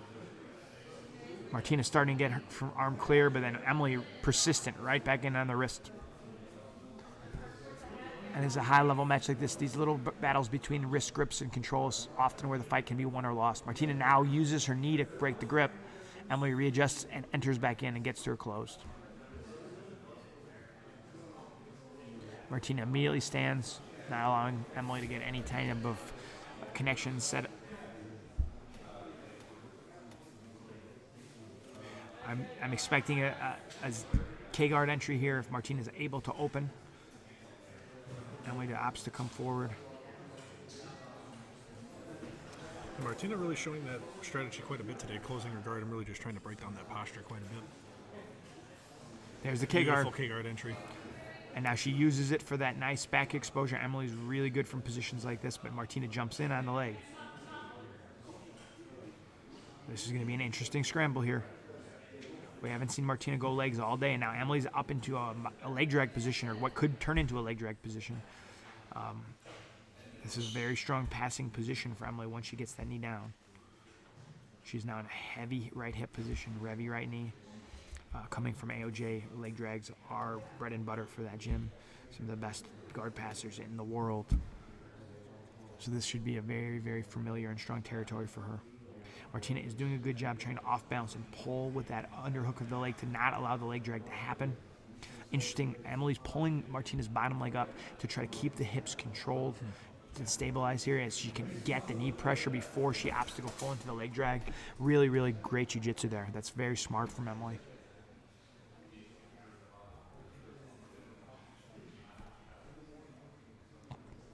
Both ladies are using a lot of energy from that spot. Martina able to push back and get out of that leg drag. And now Emily right away looking on that arm. Keeping the movement going, she's established Omoplata. a bit of an omoplata position, right? Now again, this can be a tough one in a no-gi when your opponent's standing to keep that posture controlled. But she can using it to enter the legs. She's got the best look at the legs she's had.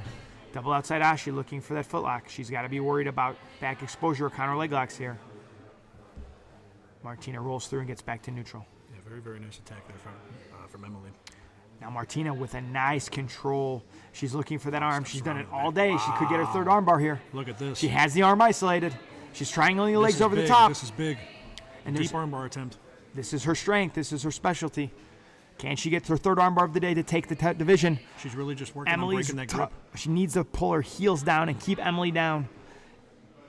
She needs to take her time. She should be in no rush. There's a long time left. Emily clears her head. She can come up. Still got a little over 6 Martina minutes left. locks the triangle, though. Smart. She may look for that bent arm lock, Americana lock. But Emily pulls the head out and exposes the back. Very, very good job. Way to stay composed, create the right angle that she needed. And Emily's going to look maybe to sit back on the leg.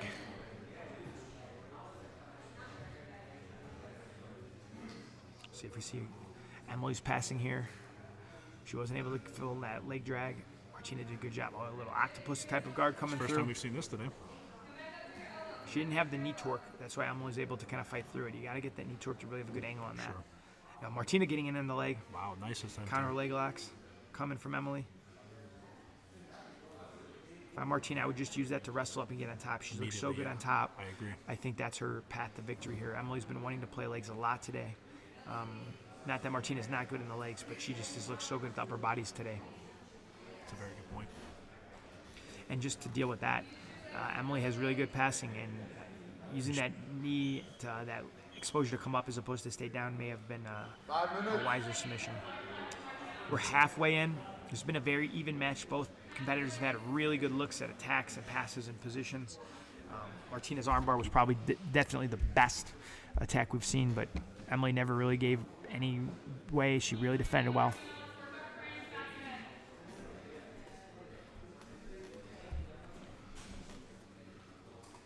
Emily's really smart to get this pressure going here. This is a place that she can take a little breather, make Martina carry her weight, and just kind of cook her a little bit before we get to the later minutes of this match and possibly overtime. And she is doing just that. She is cooking her very well right now. She has got a very, very heavy crossface. She's got that good old classic shoulder adjust that's going on. Very, very good chest connection. And you're really hearing some deep breathing over here. And, all the way over here, too, yeah. You can hear it. And that's generally a sign of how tight that pressure is, because they have been wrestling at a very high pace, so it's the pace as well. But when you have this kind of shoulder pressure and chest-to-chest pressure, it's just hard to get your air in the way you want it. Sure.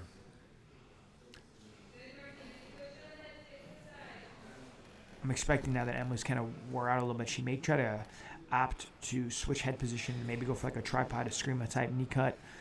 Against lockdowns and positions like that, it's a really good way to clear and then get to a safer spot. It's a little harder to get bumped and bridged from that as well. And this is phenomenal pressure so far from Emily on top right now. She's just kind of smashing Martina through the mat. Right. Martina now really pushing on those hips hard to try to relieve some of that pressure.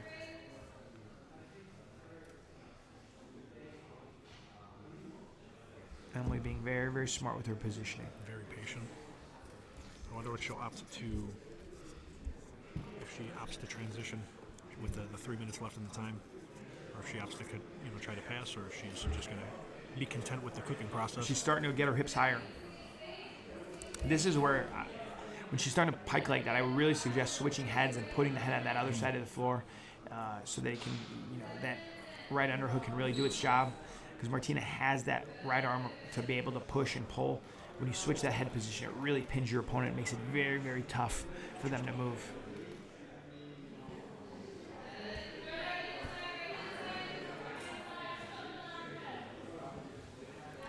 We have a nice knee cut attempt here. And now she sits back into the legs, but Martina has none of it. We have a couple minutes left. Now restarting on the feet. Let's see how this one plays out. Immediately, both ladies latch up in a strong collar tie position. Again, not surprisingly, Martina is doing very well on the feet. An awkward kind of guard pull. We have 2 minutes left.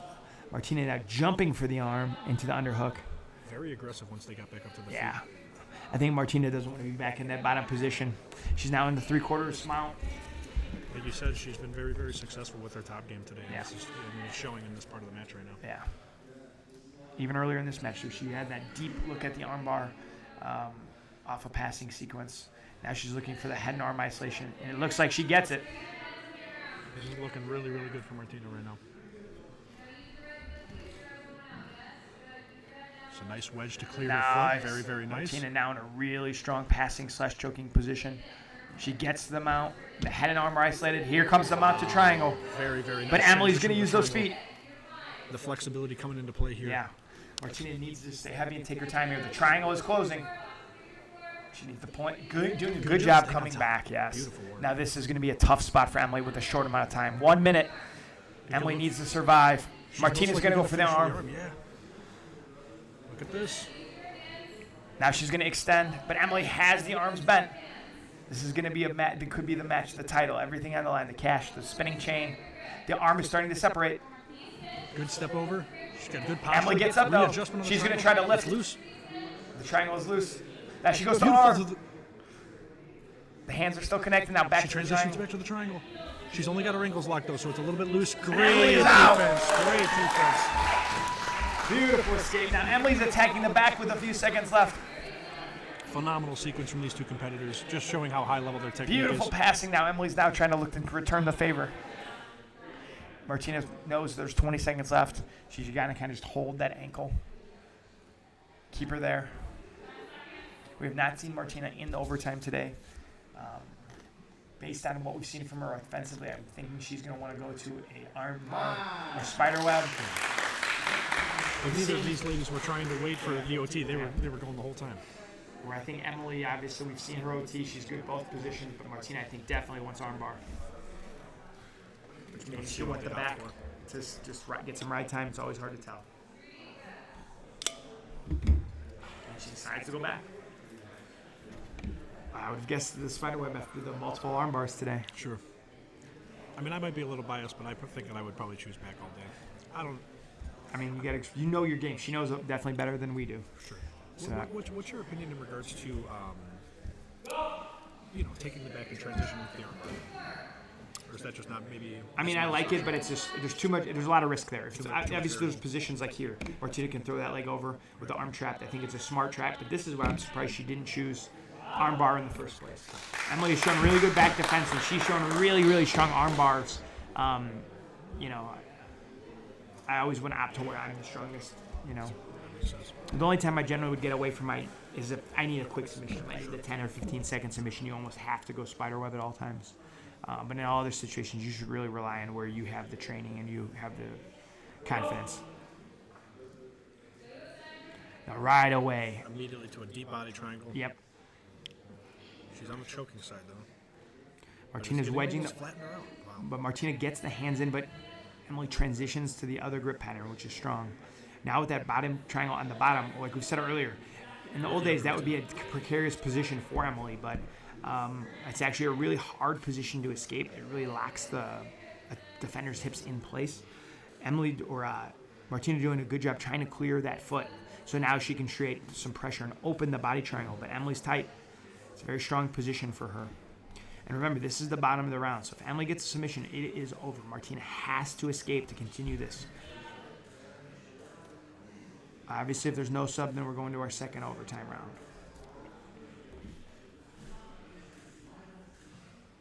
Emily now looking to just kind of build her control. Doesn't really have the threat. She might have been going Thunderlock there. Martina, readjust. Martina finally gets out. But Emily definitely has a right time advantage. Again, we'll see if she changes her back to arm lock strategy, especially if the right time battle. I would go arm bar. She's going arm bar. Not surprised after the way the first overtime's played out. Now remember, again, we have to have one arm in, one arm out. Emily needs to keep her hips straight when we start, so there's no advantage for either player. Martina immediately gets the leg. She's going to have the heels heavy. I don't love how shallow her right arm is. You want a deeper elbow position there to really get that elevation. Someone with shorter arms like Emily, it's going to give her more chance to get that left arm out because there's not that deep elbow-to-elbow connection where you can engage your core. But even so, she's so good with the arm bar. There it is. She's starting to get separation. She feeds the... Look for a triangle here. But Emily just explodes out. Beautiful. I mean, a beautiful attack, but also beautiful defense. I mean, ultimately, she was chaining the armbar with the triangle very, very well, and ultimately, it looks like we might come down to right time, but we'll see if either of the ladies can get a sub in this last round. We'll see if anything changes in this one.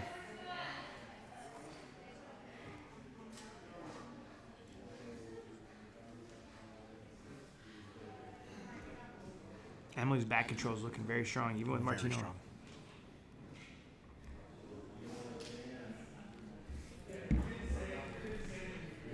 So ride time looks to be just heavily in the favor of Emily. If Martina gets out this last overtime round, I think it's going to come down to simply can she get an armbar.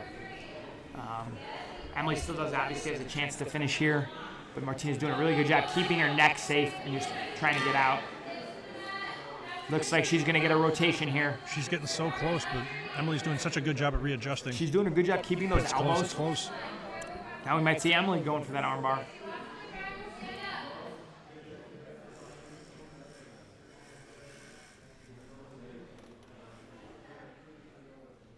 Really nice readjustment by Emily. Even if she doesn't get the sub here, she bought a ton of extra ride time and made Just with the transition. made Martina use so much more energy. Ooh, very, very nice. Martina gets out. So here we go. I think it's going to be an armbar for the title here. She's got to get the armbar if Emily escapes. She's going to win. The ride time is going to be pretty much inconsequential. Both ladies that kind of know what the other ones. Oh, shocking. She's going arm. She's still deciding. It's the arm. Here we go. Yeah, she's got her. I think that right elbow should be just deeper. Get it nice and deep. Get that full attachment. Get that elbow elevated. All right, this is a big moment. Martina did not get Emily's hip there. Emily did a good job of keeping it there. She's going to go straight 2-on-1 on the arm. It's just kind of selling out. This is the match. Emily's able to pick him up. Here we go. Emily just needs to shake. If she shakes and pulls it out, she may be the champ. Let's see if...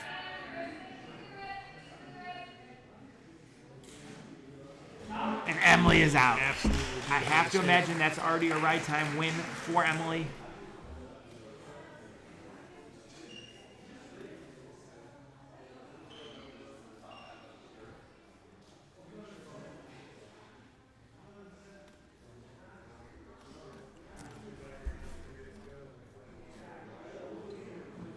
We're getting a time. I think Emily's already won the ride time battle.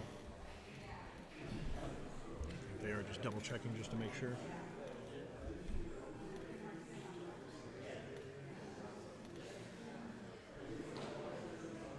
I believe that is it. Emily Nicholson is going to take our women's 125-pound title by ride time.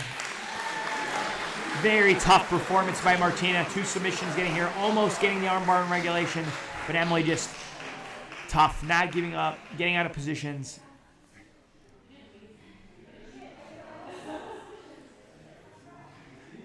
Omar Casio, owner of 10th Planet Lombard and Midwest Finishers, out with Emily.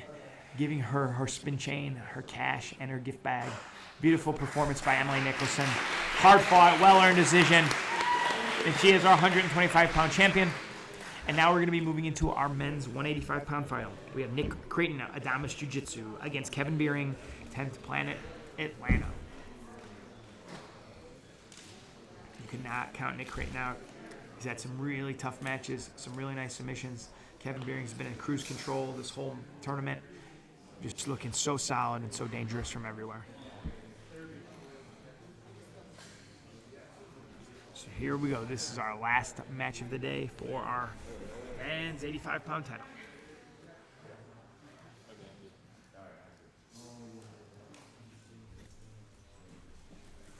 All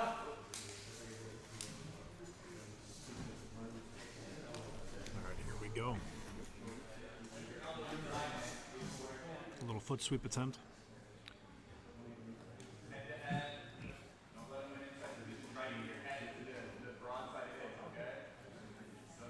Kevin has looked super calm all three matches today. Kind of not out of his kind of like just really real comfort zone. Nick has been in some battles. He's shown a real tough game. I think Nick's goal is to make this a dogfight. Get to the deep waters in the round. Again, that will be much easier said than done against someone as dangerous as Kevin.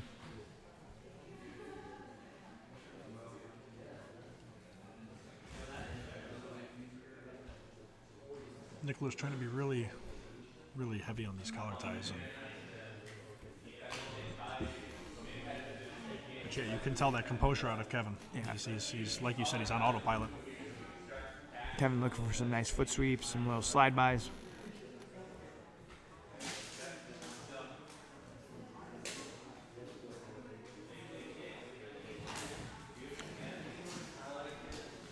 Nick looks committed a little bit, but not too much. Just trying to feel Kevin out.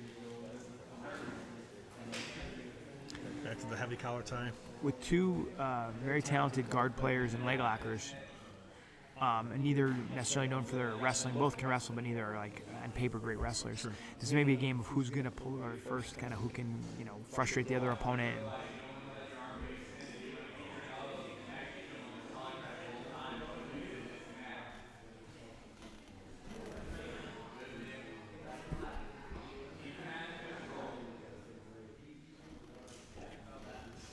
Nick doing a good job getting inside position. He's getting good head and arm position on Kevin. He's not really been able to capitalize on it too much, but he's definitely doing a good job, putting himself in a position where it's hard for Kevin to take him down. Nick gets his first shot, and he gets his back exposed off it into a almost triangle. A gentleman's agreement to get back to the wrestling.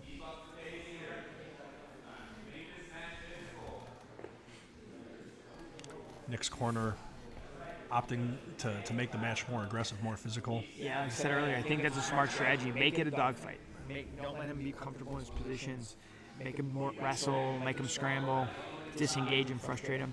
Again, he may not be able to execute that, but it's a smart strategy.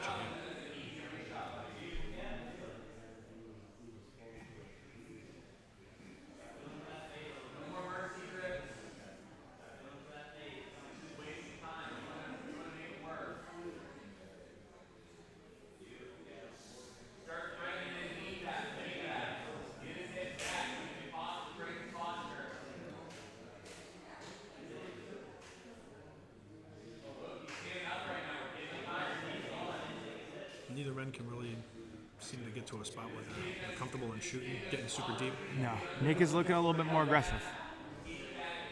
And Coach Brad Schneider in the corner is asking him just to work on him, pull his head down, make him uncomfortable, make him tired, be aggressive. Nice body lock. And there we go. Hip toss attempt. And Kevin does a nice Uchimata to get him to the floor. See that a lot from a lot of the new wave guys, the overhook Uchimata. With that length that Kevin has, it's a very, very strong takedown counter. Looks like we're going to enter Going to reset in that same open guard position. float pass position. Kevin right away was on the leg. Nick pulled through. Nice Wing Chun clearing. And the pace is picked up even more as the fight's gotten to the ground here. Kevin in a really, really strong backstep pass position.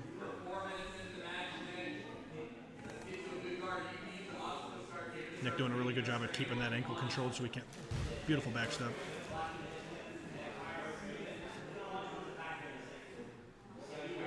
Nick locks up that half guard again. Kevin with that right arm underhook under the body, he could start bringing it back into a arm lock choke combination here. This kind of reverse body lock almost can be a very tough position to deal with for Nick. If he'll opt to take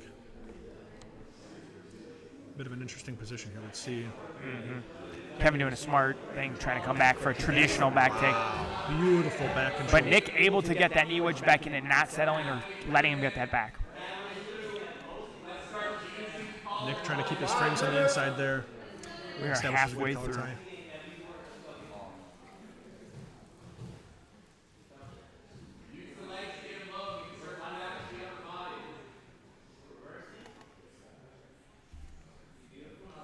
All right, they settle into a bit of a half-guard knee shield here position, but Kevin throws that left arm over. yeah, Kevin's top pressure is looking really, really sharp right now. Yeah. Really tough to deal with. He's using his length really, really well. He's really stretching Nick out, using that way. But Nick does a good job. He's a gamer. He's a dog. He's not going to let Kevin just exert force on him.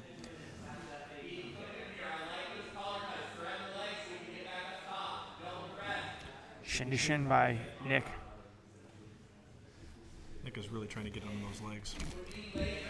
He's doing a good job of creating, taking advantage of his opportunities, but Kevin's just staying really, really sound on top.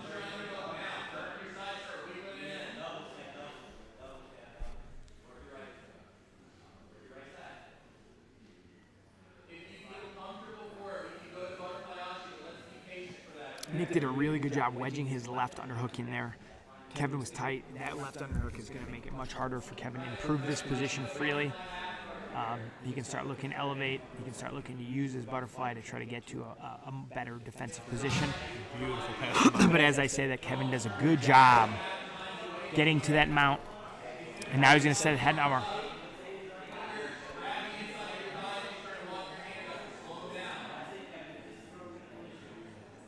Kevin in the mount. He has the underhooks to make a lot of pressure on Nick. Nick did trap the foot into that quarter guard, but when you're flat, it really doesn't help you too much. Kevin looking really strong on top, and we got about 3 minutes left for him to work until we go into our overtime rounds. It'll be interesting to see if he finds an opportunity.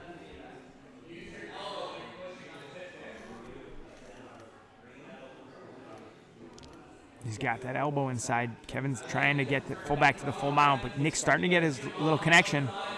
The arm is isolated, but Nick's able to get back to a nice guard. job by Nick to recover his guard and get back to a good position.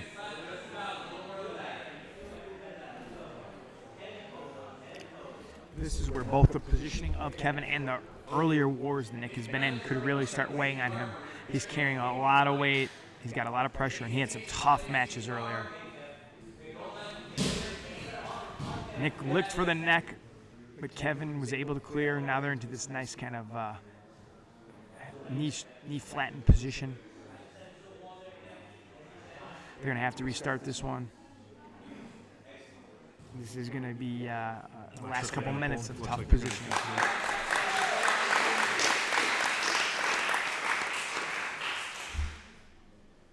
Both guys breathing heavier than earlier in the match, obviously. This is by far the toughest match Kevin has had. Nick is making him work. Kevin has been in control, but they're definitely working together.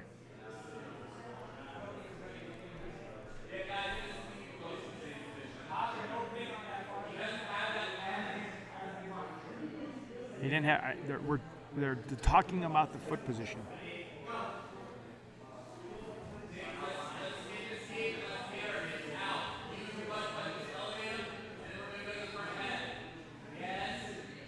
Very interesting. Nice job by Nick. So use the front head to roll.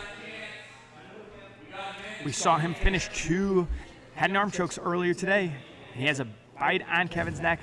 Looks like Kevin's able to escape, but a really nice look to get out of that precarious Good position. attack from Nicholas there. It's always interesting resetting a position while you're in a submission. You know? Yeah. Just under 2 minutes. Both guys are getting into the deep water. Now Nick enters into the leg. This could be in a back exposure, though. This is a very dangerous thing. But Nick able to use the move through. Interesting sequence. I will give Nick Green a ton of credit. He has literally kind of gotten stronger as this match has gone on. Nice foot sweep. And right into a pass from Kevin. Deals with that underhook by going straight to the mount. It looks like he's going for a head and arm again. It does look like the head and arm. Let's see if... Oh, Nick's going to go in on the leg. Wow. Beautiful exchange. Nick, that's a heel exposure. Their knee line is caught. Kevin's able to get it out. What a close attack. And now Nick is starting to put the pace on. He knows his opportunity is there. He's going for the foot. Nick is a very good leg locker, but Kevin is super comfortable here all day. Nick breathing real heavy, but he's going for the kill.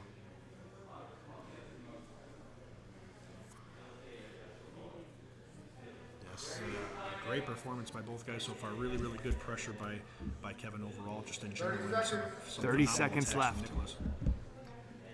I think both guys may kind of stay here as we get into the overtime. Kevin wants to cook him this last 30. I think Nick wants to catch his breath, but he smartly got it off his head so he can breathe a little bit easier.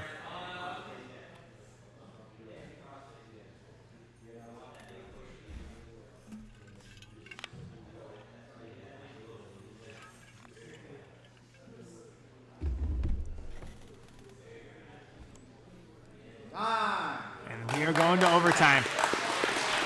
This is the first time Kevin Beering has been at Midwest Finishers and had to go into overtime. I assume, based on his background, he is going to be very, very seasoned in the ABI. And I know he's won numerous EBI tournaments previously, but we have not seen him here. Nick is a dog in these positions. We've seen him get escape and control. Both guys moving a little slow as we get set into overtime.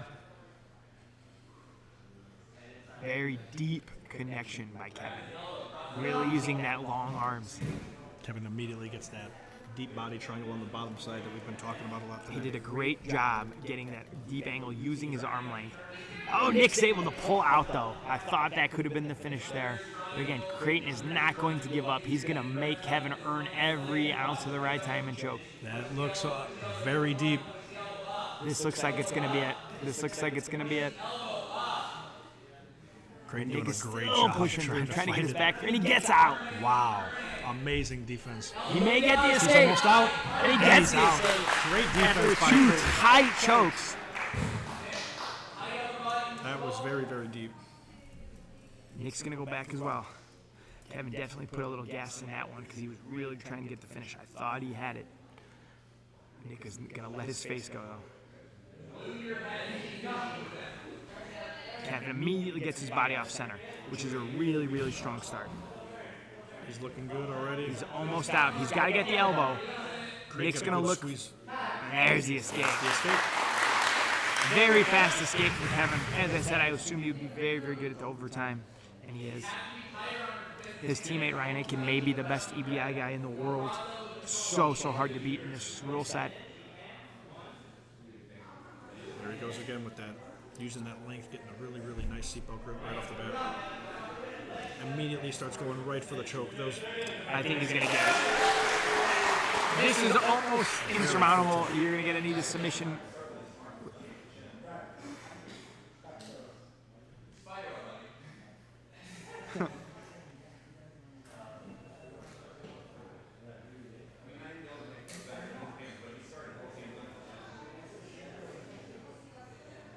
Little contention from Nick's team about the starting position of those arms. As we commented, it was a very deep position.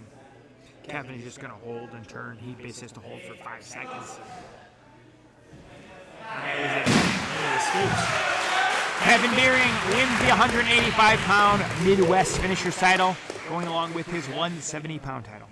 And an exciting finals match, too. That was a good fight by both guys. Kevin gets to Kevin. Big chain and the cash. Kevin looked dominant today. Nick gave him a really, really tough battle in that final. Nick has to, he obviously wanted to win, but he should not hang his head. He fought great. Had some wars, had some beautiful submissions. Can't wait to see both these guys back here.